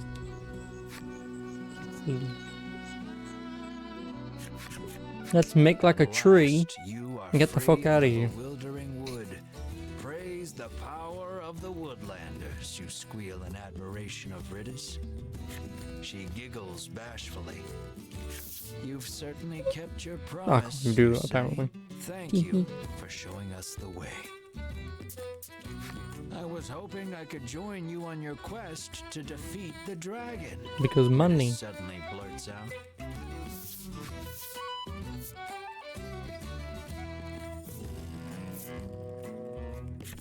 She takes out her old book and thrusts another page in your face. 10 million gold? This week's creature of fortune Hmm. is the dragon. Boons may befall those who encounter him. Melanie's jaw goes slack. What is the deal with this book? Melanie asks, bewildered. I can probably pay off my debt if we can just defeat the dragon, British chirps, revealing her true intentions. No, I won't dilute my share of the riches any further. No more additions to the party, you bark. Have you no heart? Are you just going to leave a young, helpless girl like me to drown in an ocean of debt and deal with that crusty old man? Ridis fires back relentlessly. I want to go. No. So goes the endless chorus of your thoroughly unproductive argument. Melanie calmly reminds you that the party in its current form stands little chance of defeating the dragon. See, you need me, Ridis says, sensing an opportunity. Your well-reasoned argument of no thwarted, you nod your head in resignation and welcome Ridis to the party.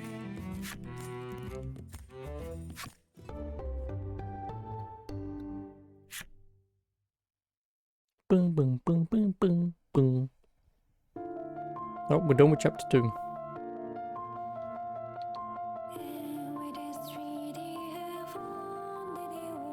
That only took me, what, an hour? How long is this game in Black Blaze, out of curiosity? I'd say like 12, 15 hours maybe. I think I actually looked it up yesterday, or the other day, but I've completely forgotten apparently. I maybe said it yesterday when I was playing, so like, oh yeah, the game's only like 12 hours, or that's why I can play for 6 hours and I'll get it done.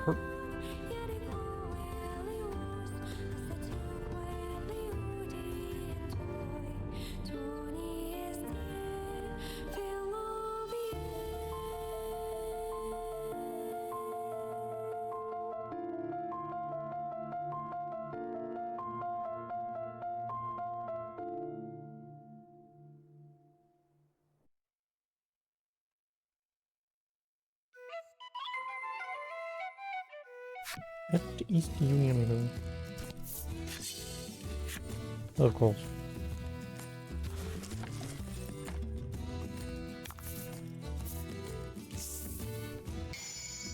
Ooh, gain 1 gem. About the enemy.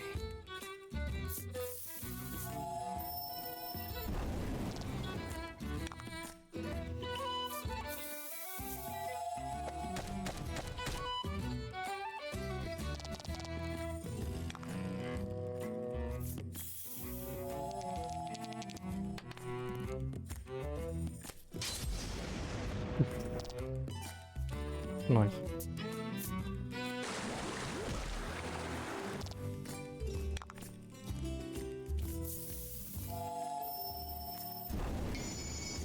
And now you give me the crit, you bitch. It wouldn't have done anything anyway, because the extra 5 damage wouldn't have done much.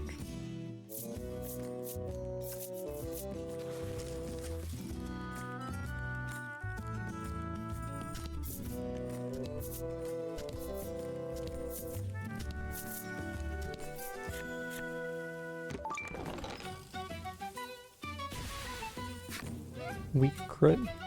Yeah, it's because obviously it's immune to lightning, so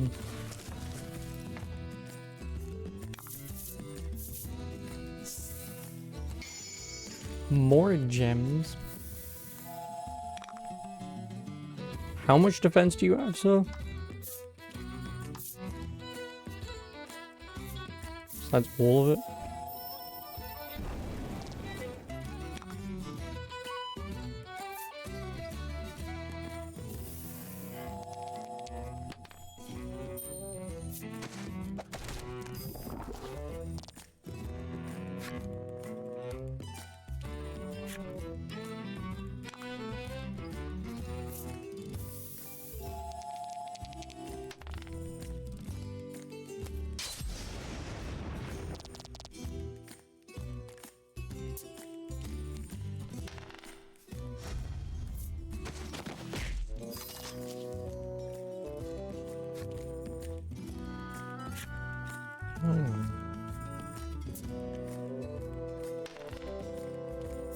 Well, you still hit me though. Never mind.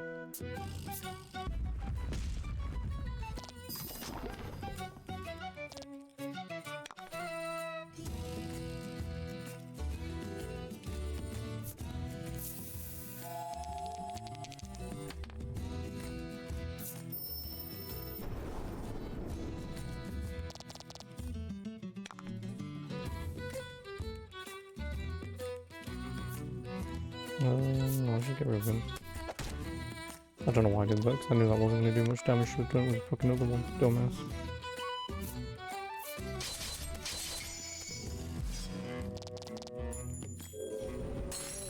Excellent. Oh, people are dying here. Of course you do the exact amount of damage. Oof. Don't you oof me.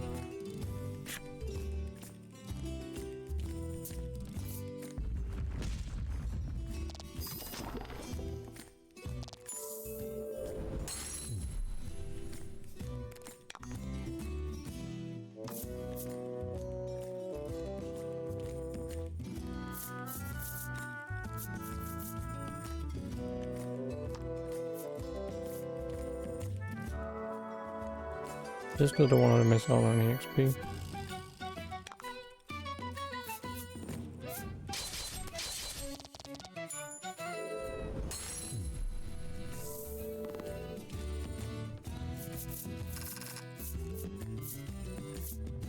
Where's you?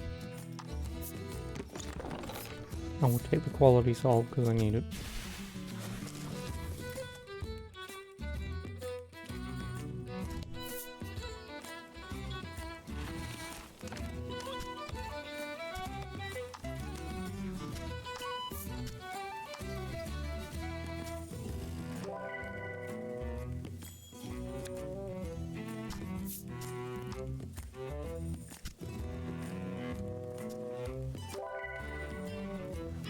I'll just heal her when I get into the battle.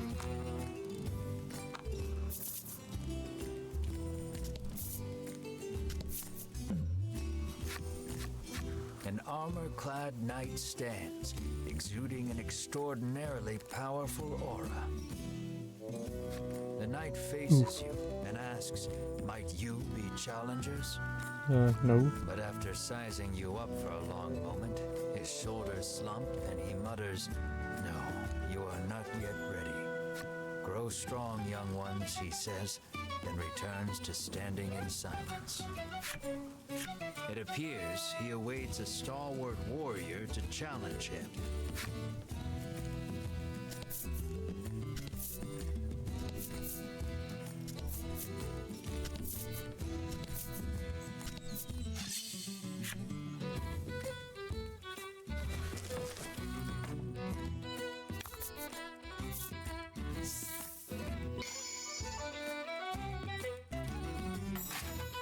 Well, that's cool. Don't hold back.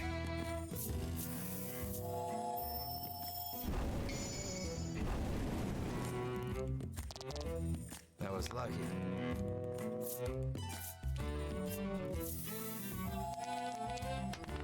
No, fuck off. 50% chance to hit that.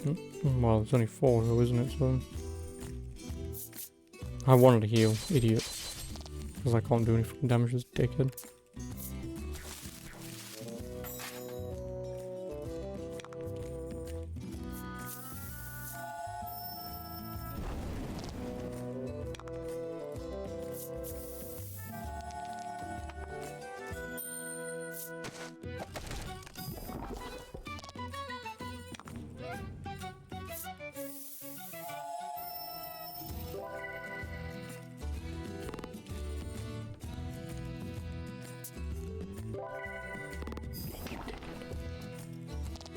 You take 5 damage though.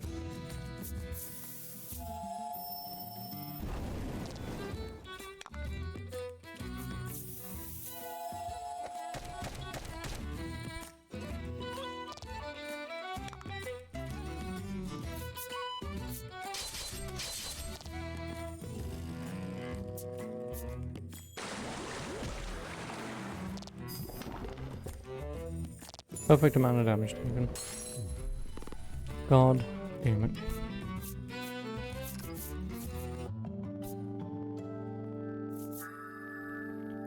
Cornered prey. Add 3 to damage if target is afflicted by status ailment. Ooh.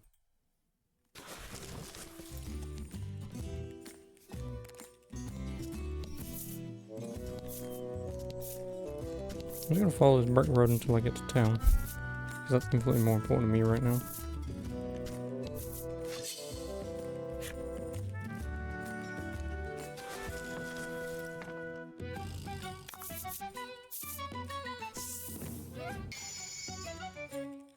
Ooh.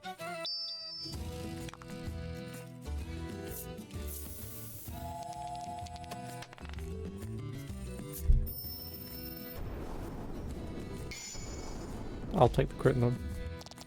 Excellent. 2 health. Oh yeah, let's just get rid of him for now.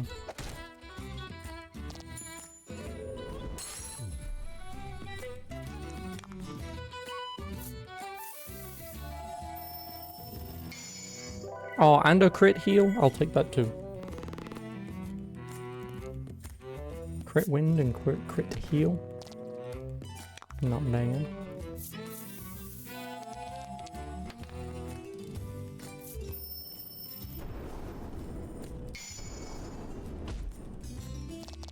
Oh?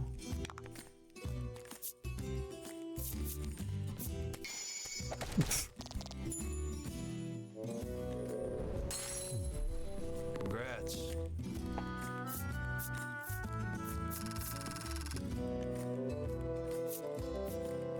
Oh boy.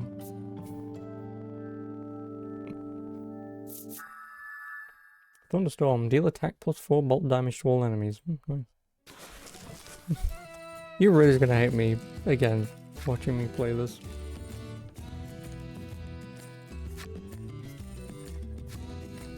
I can only have 4 skills? I hate it when games do this. I prefer to just have all skills available and just work towards that. Because, like, being limited to having 4 is a pain in the dick.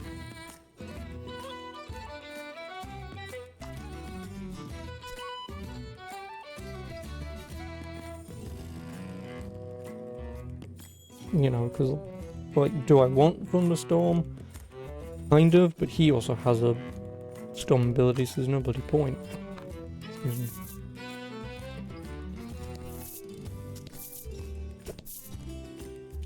You bitch.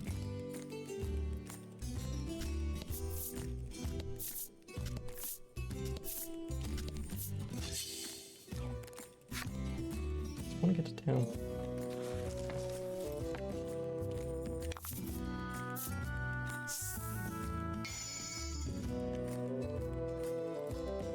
Now you can't complain.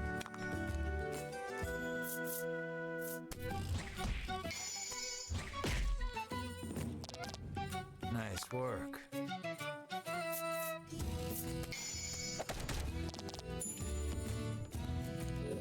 Yes, I may have also gotten lucky getting that as well, but no complaining for the crits on that one.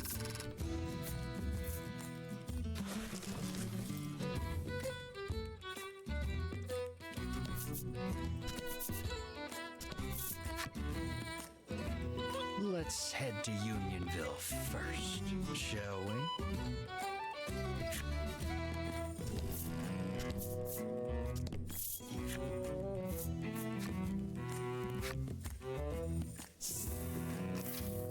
Unless that guaranteeing giving me Up ahead. crits and I wasn't then critting, that would then mean I was even luckier by somehow bypassing a game mechanic. So I guess I broke the game, but Mr. Flobby, get back here. It's Flubber. It's dangerous out there. A young girl chides. taking the creature back to the village? It seems you've finally arrived at Unionville, a village where humans and monsters live together in peace. What a weird place, remarks Ridis lightheartedly. I like it. We aren't staying a moment longer than necessary, says an unsettled Melanie, her distaste for monsters plain on her face.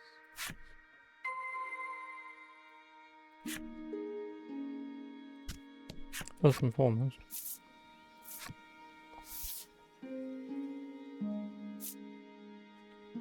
Ooh. Oh man, may as well, because this guy is lacking in damage right now.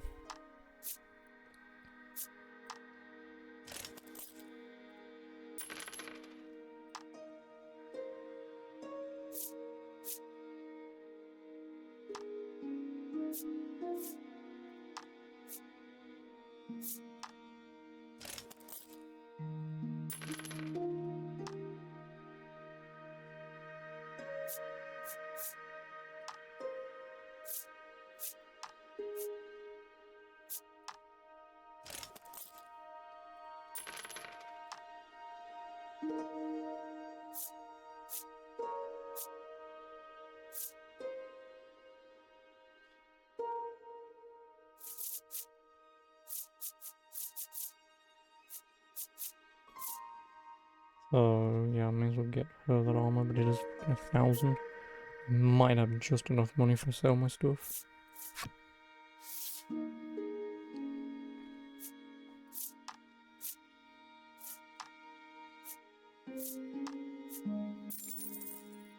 No, no, I won't.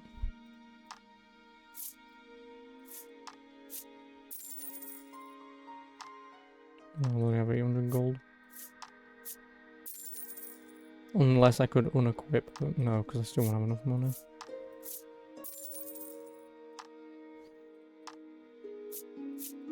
Like if her armor sold for more than 154, which it wouldn't, then I would just unequip it and do it that way. Unless I could sell an item, I'm not doing it.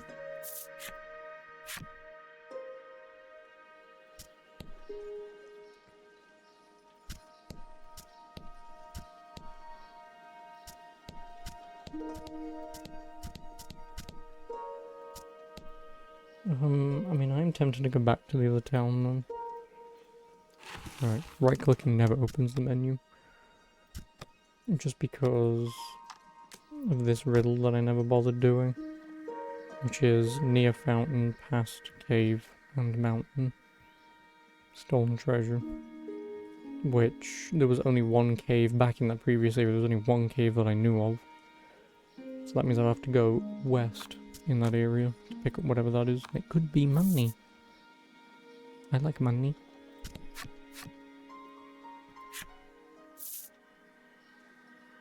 Where did I want to go to? Is it?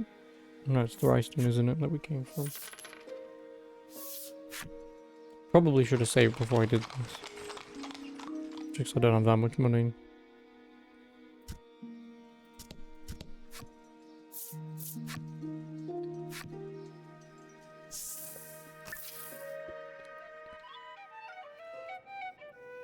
Yeah, there's the cave. And it's saying it was over here, maybe.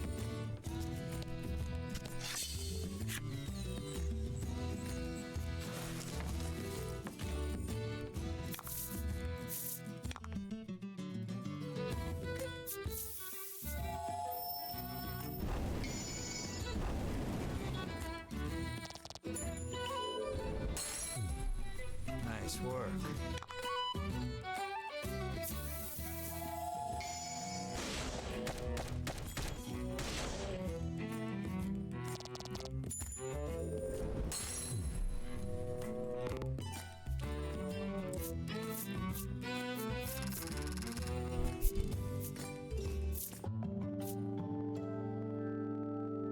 You didn't see anything.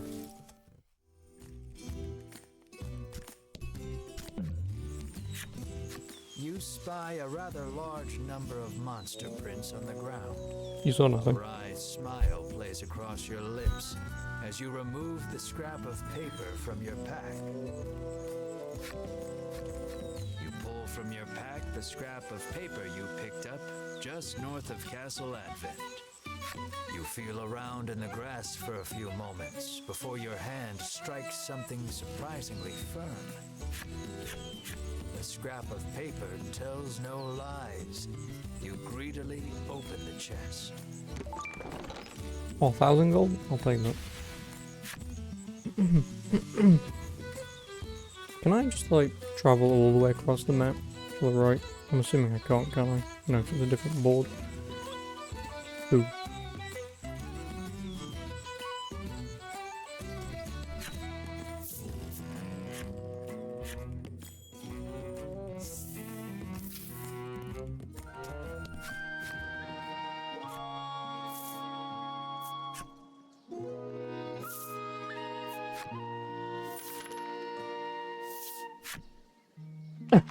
Well, buy armor at least. I should probably also invest in 2 rings, at least 1 ring for someone else, but realistically it doesn't bloody well matter, does it? What do we have at the item shop? Probably fuck all.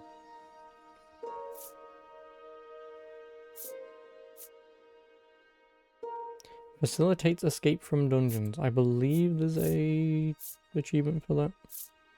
Or it's successfully escaped from a battle. One of the two. You fulfill the necessary requirements and unlock the item go shops with side story. Oh. What do you have? Right, yeah, I need to be investing in quality salves from here. Close enough anyway.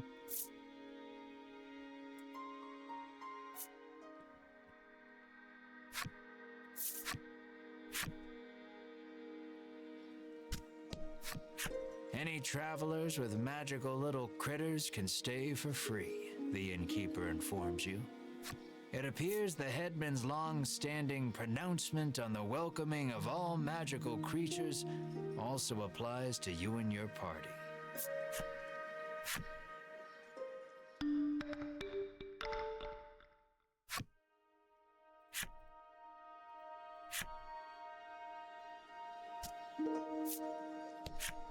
Wow, a new friend, and so big, too, the furball exclaims in glee as it rushes over to Mar.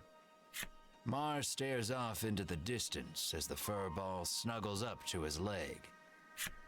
For some reason, Ridis joins in on the cuddling.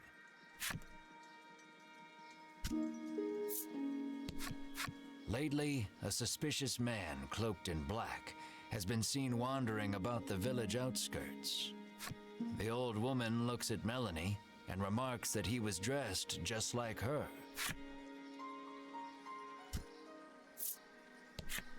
The little orc child is engrossed in a fairy tale. The title reads, The Legend of the Dragon.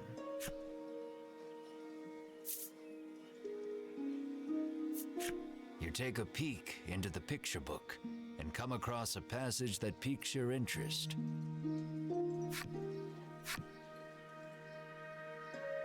To where, you wonder, then recall that this is merely a fairy tale.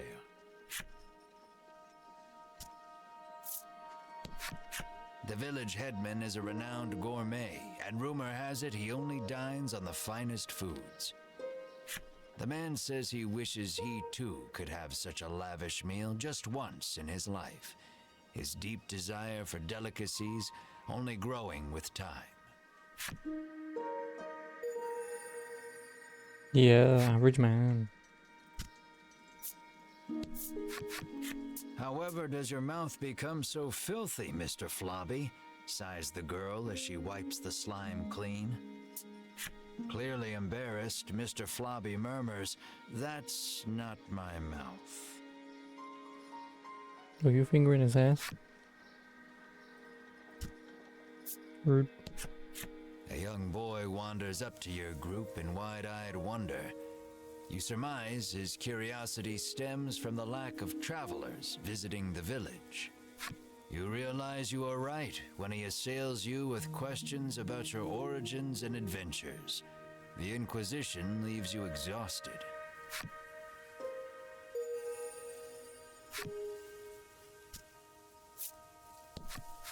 The little goblin sulks as he gazes upon the withering flowers he tried so desperately to take care of. He looks at you with tears in his eyes, silently begging you for help.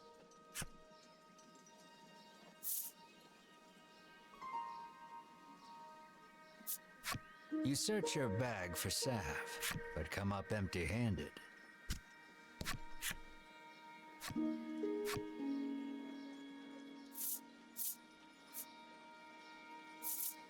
Damn it. You stand to gain nothing by saving some dying flowers. No, let's So buy you a turn and salve. leave. I have no idea what a salve is, but I know what a soul is.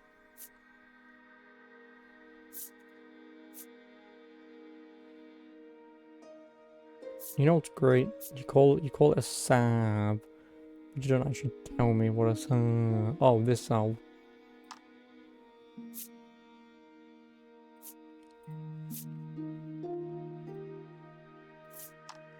Also, I really don't like having to do that. That I will say is probably the one thing in this game that I do not like. Having to buy multiple things in the game. You have to click through cards. Just like if I want to buy 10 of those potions, I have to click cards fucking 10 times. Instead of just like clicking a numerical button just saying, yeah, I want that many. You pour the salve onto the flowers, and the goblin cries out in happiness and thanks you for your help. He then holds something out to you.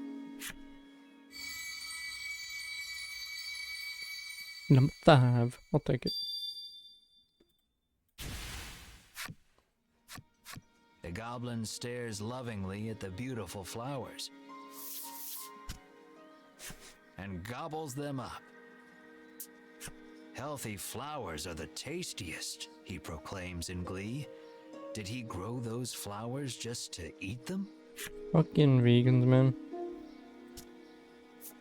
Fucking vegans. You ask the old man if he knows anything about the dragon. No, sir, he answers. All I know is that it brings more trouble to this already troubled world. But our headman is a wise and worldly man. He might know something, he remarks, pointing at a house not far away.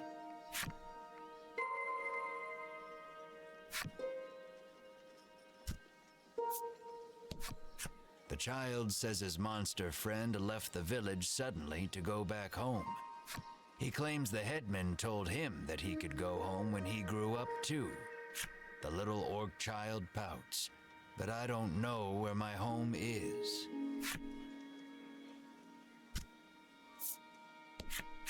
A quiet fur ball sits with crumbs around its mouth. The woman frowns deeply, claiming the cakes she bought for her beloved fur ball have all been eaten by someone else. Yeah, you're furball. You know what I really fancy right now? Good Victoria sponge. With jam and cream. Travelers, you hear a voice Oh, call fucking damn from it. somewhere. Bloody video games, man. Like, you mentioned Down cake and all of a here, sudden it's just at like, I want thy cake. feet, you look down to see a small clump of fur by your boots. The clump of fur speaks. I am Lappy, and I should like to journey forth with thee. Lappy the furball looks at you with amiable expectations.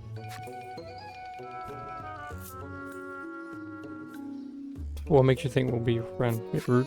Of course, the more the merrier, you exclaim, pumping your fist energetically into the air. But Melanie coldly interjects, no, I can't trust monsters. Thoroughly rejected by Melanie, Lappy bursts into Oh, tears. poor Lappy. Lappy says he has no friends because of his aged face and speech.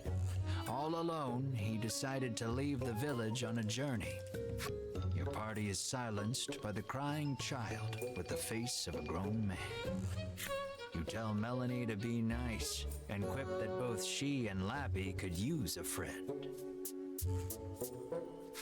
Exhausted from arguing with you, Melanie half-heartedly agrees. Fine, we can be friends. However, she says that they are on a dangerous journey to defeat the dragon. As such, they cannot take a child with them. Lappy leaps up and hugs her in his excitement, exclaiming, "Thou hast made me so happy."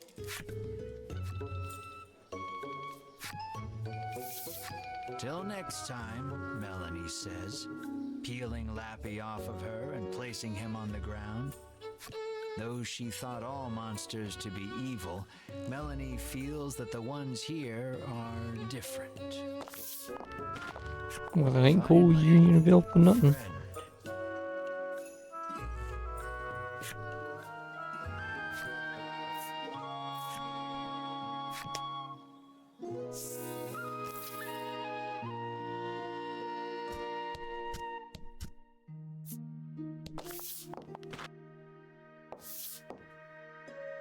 You bow, but before you can speak, the man suddenly introduces himself as the village headman. He laughs, then shamelessly praises his own village as being wondrous and peaceful. "And who are you?" he asks.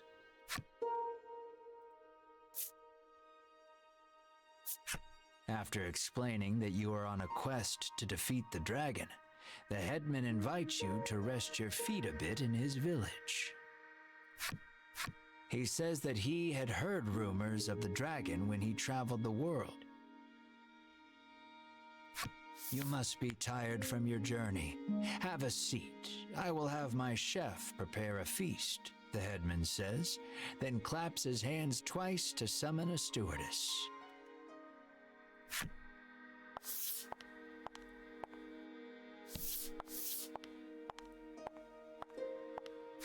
Extravagant dishes that you have never seen before are placed on the table before you, each one looking more delicious than the last.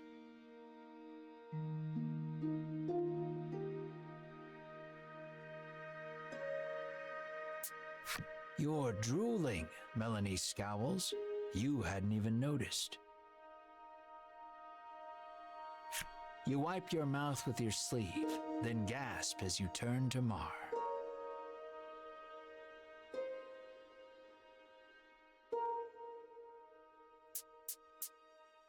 Perhaps in an attempt to hold himself back, Mar is gnawing on the table corner.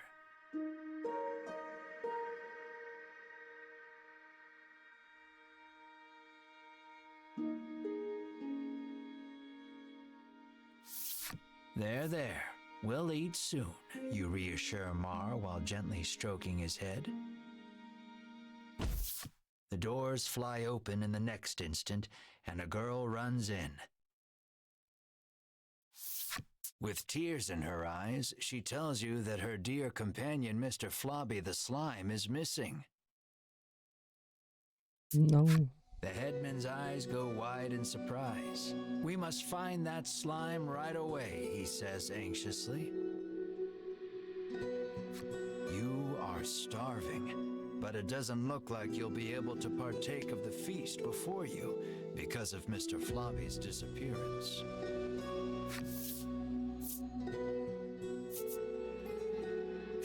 "We will find your slime, and then we feast," you add quietly. Melanie reminds you that you are here to get clues about the dragon from the headman. What's the difference? Literally everything. Hunger taking its toll, you two begin to argue. "Brave heroes," the headman interjects, then bows his head. "Would you please find her slime?" Oh, I'll find her slime, alright. You can see the snail trail coming in from the front door, you twat. You find the missing Mr. Flobby. I ain't talking about Mr. Flobby either. Story from the young girl.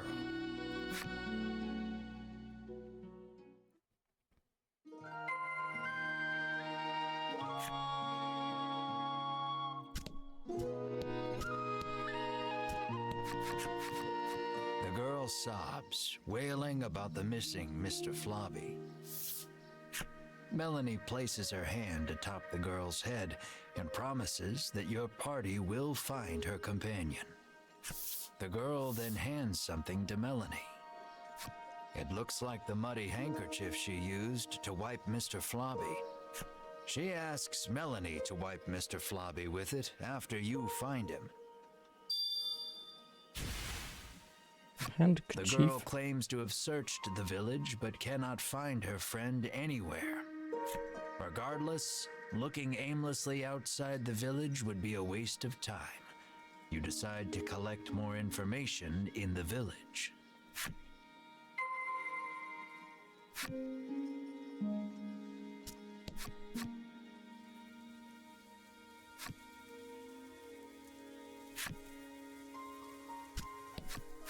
The goblin dutifully tends his flower bed, eagerly anticipating the day they bloom.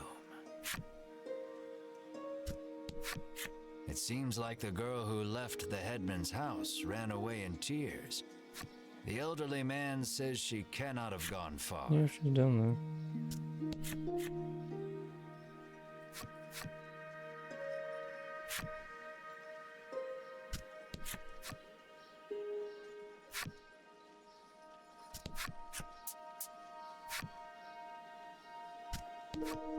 Melanie's friend Lappy is here.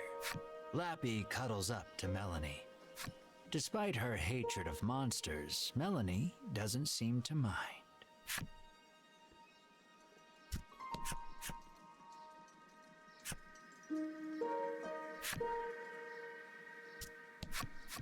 No, ask her. You.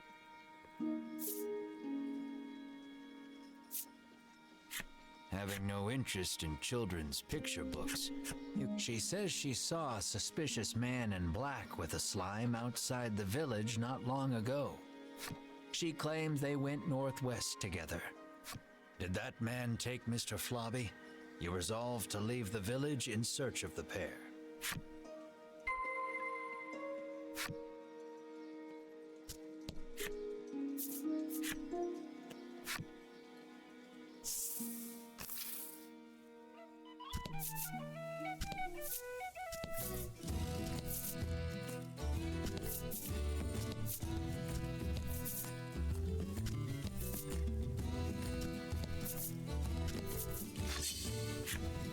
Uh-oh.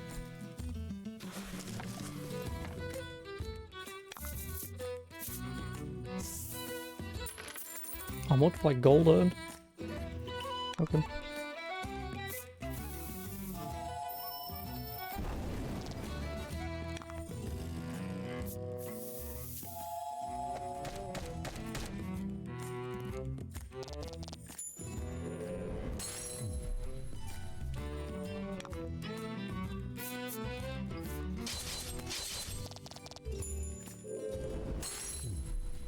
See, Black Blaze, I don't crit all the time. Oh, Rolling Claw, deal 1.5 times damage. Not bad.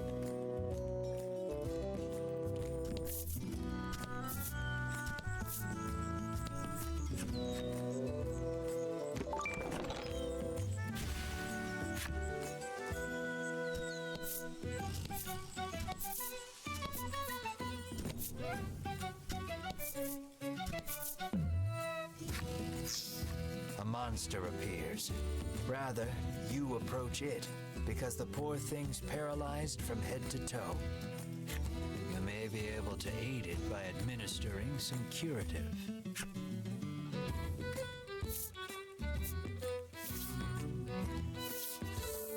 You take pity on the creature and administer some curative. Able to move once more, it makes a clumsy attempt at a bow, and then it is gone.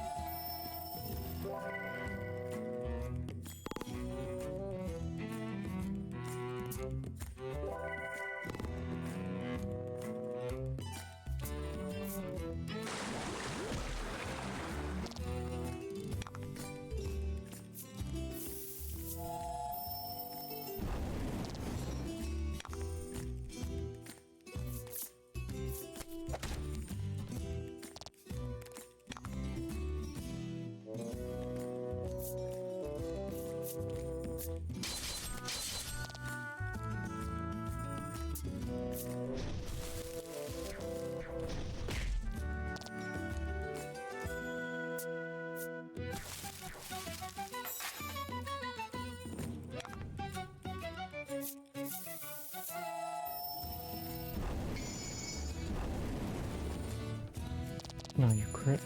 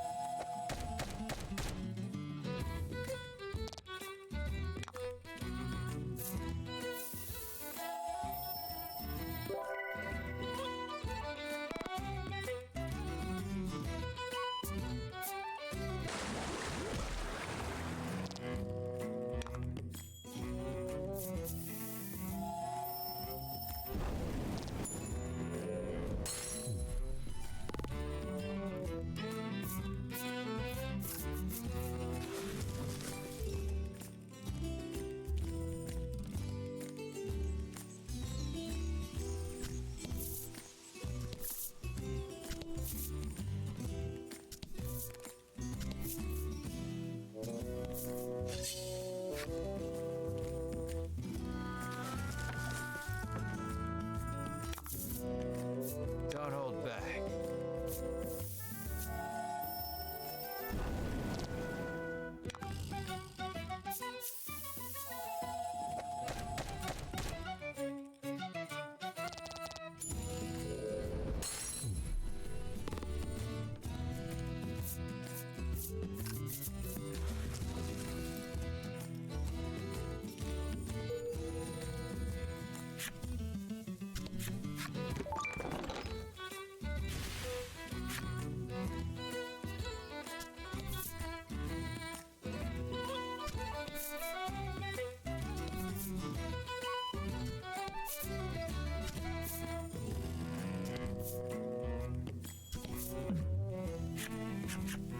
You come across two men sitting on a rock.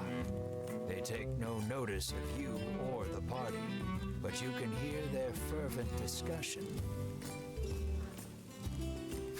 You listen in and deduce that they are a pair of thieves. You lean in, trying to hear what else the thieves are talking about. You catch pieces of the conversation here and there. Listen about that loot. Head south from the harbor and cross the mountains.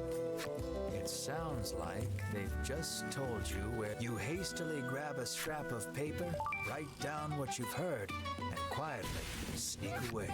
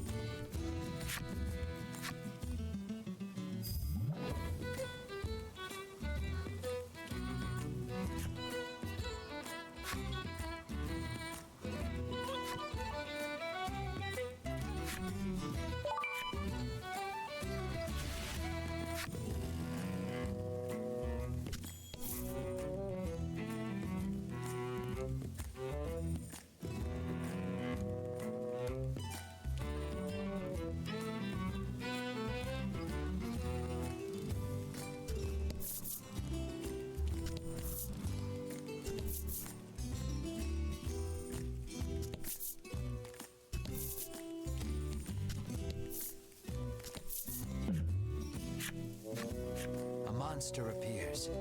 It sees an opening and lunges at you. Before it can reach you, another monster leaps into its path. Is this creature protecting you? The two monsters engage in a ferocious battle. You watch, perplexed. Why are they fighting each other? At last, the monster that first lunged towards you flees. Your protector, grievously wounded, collapses to the ground and is still. The creature at death's door hands you a small cloth pouch and breathes its last. No. You find a considerable number of coins packed inside the pouch. Use a respiration potion. Gaze upon the creature's lifeless body. It looks rather like a monster you cured of paralysis once. The party affords the creature a proper burial and prays for its safe passage into the afterlife. Wait.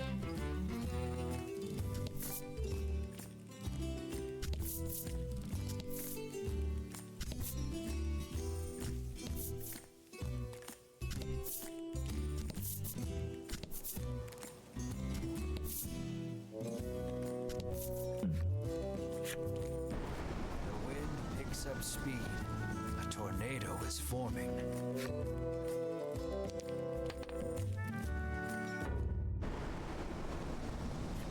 When your friends get swept up in the tornado, by the time you escape it, you're battered and bruised all over.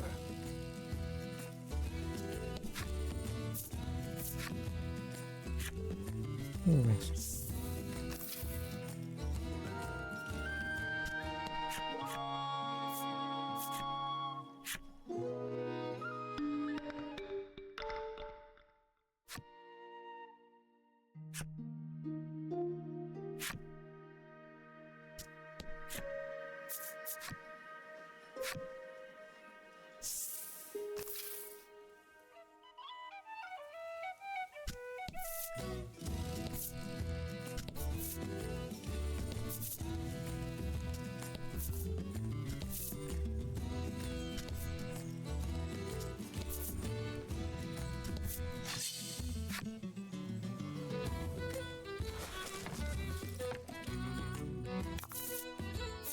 And fight.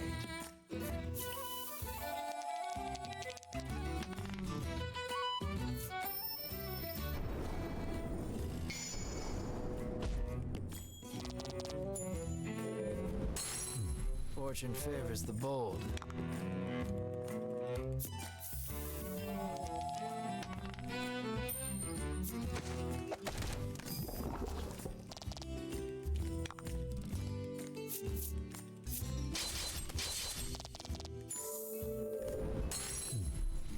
Alright.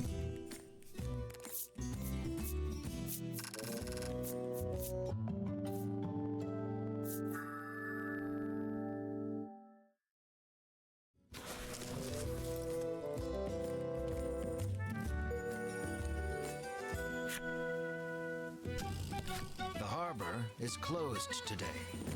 Anyone seeking shoreline should move 3 spaces to the southeast.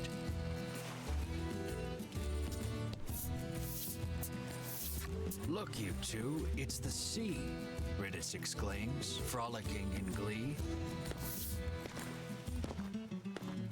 You, on the other hand, trudge along as far as you can from the coast, ignoring the hair sticking to your forehead.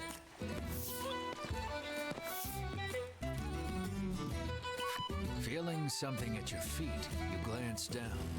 There's something underneath your boot. It appears you've stepped on a monster's cape, making it very upset. It attacks you in fury.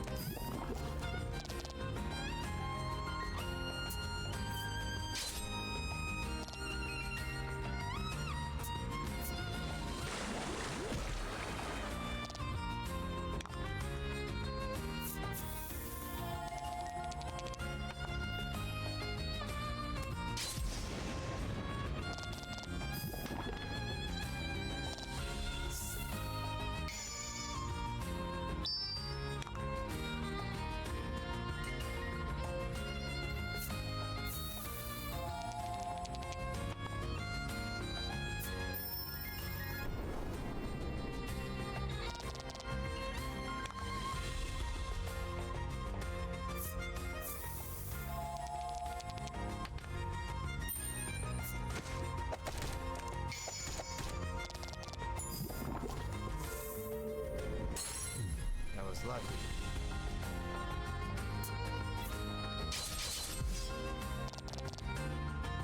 She wouldn't have even been survived that with full health.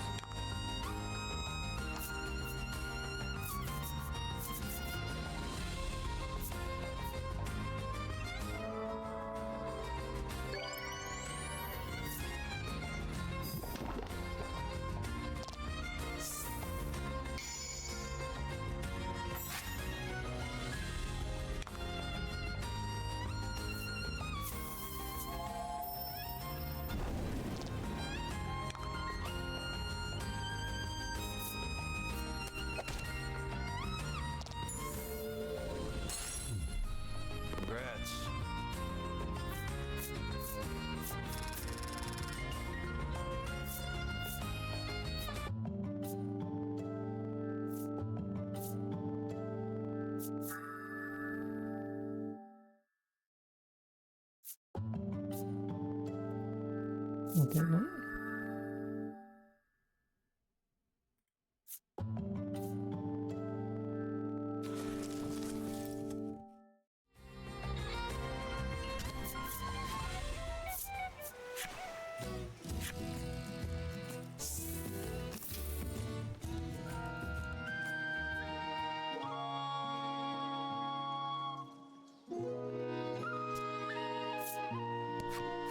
The man says the fishing industry is usually thriving in their We found him. seaside town, but recently nets have been coming up empty.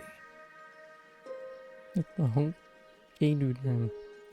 He mentions that even the fishing harbor to the northwest has been suffering from poor hauls of late.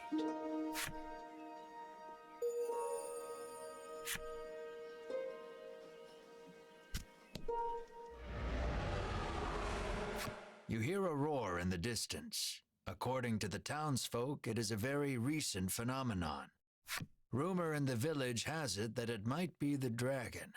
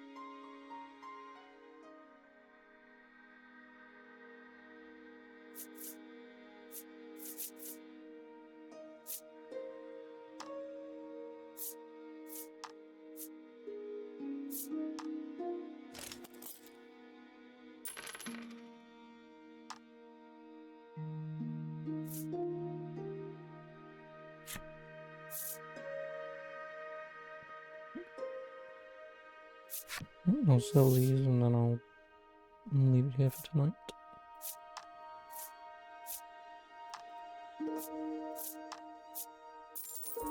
Like I said, I don't know if I'll play Ghost of Tsushima tomorrow or not.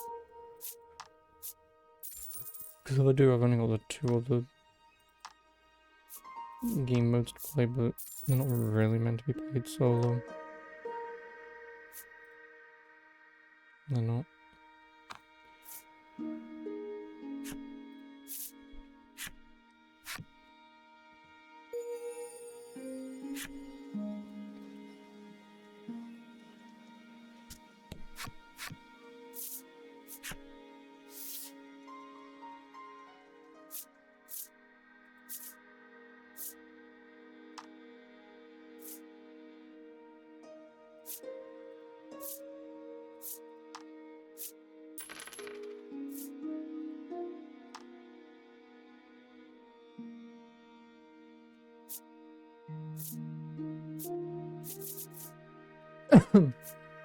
Excuse me.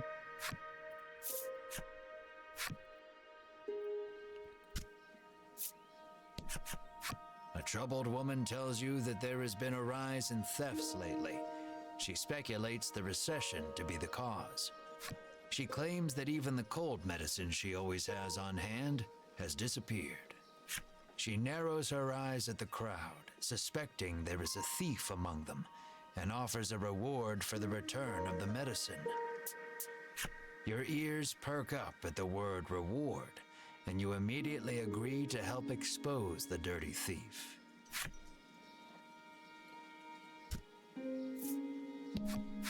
I can feel the dragon's presence. I must inform Lady Winifred, the knight mutters.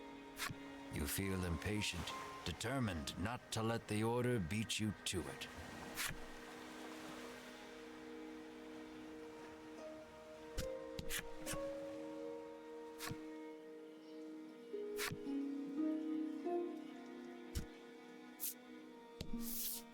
You approach a woman sneaking around in a corner of town. Hearing your voice, she turns in surprise. You see a vial of cold medicine clutched in her hands. You explain that the person she stole it from needs it back.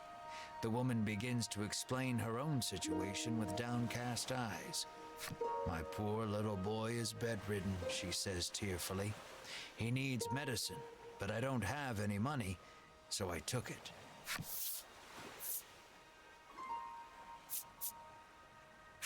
Hearing her tale, you are overcome by sympathy and decide to look the other way. She thanks you and hands you something, apologizing for not having more. Hard. Thanks. Medicine in hand, the woman leaves quickly. Now then, what to tell the other lady? I mean, we have cold medicine. Oh no, I'm guessing cold medicine is specifically cold medicine, not medicine that cures cold. Clearly saddened by the news, she explains that she keeps the medicine on hand for her husband, who gets sick quite easily. She laments that she may not have the money to buy more. Unsure if you made the right choice, you return to your journey with a heavy heart. There is no right choice. Saving one forsakes the other. What a cruel world this is.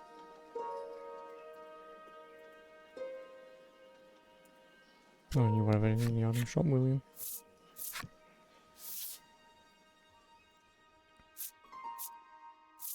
Not really, no.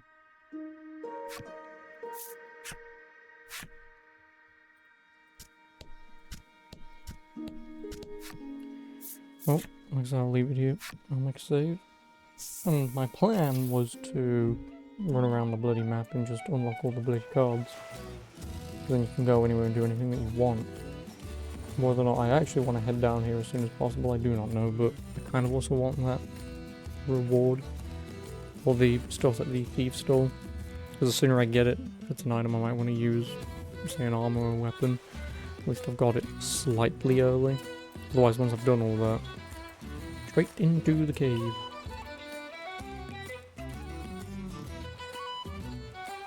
But yeah, so as always, welcome on, dude appreciates it. But yeah, like I said, I'll just play more of this tomorrow. Like I said, I might even just, even if I do want to bother, because I might just like leave doing the other stuff till after I've beaten this. And then we'll just go from there. So anyway, as always, welcome on, do appreciate it. I will catch you tomorrow if you're around. If not, have a good Sunday, and I'll see you when I see you. Probably Monday if you're around. But yeah, until then, talk now. Good night.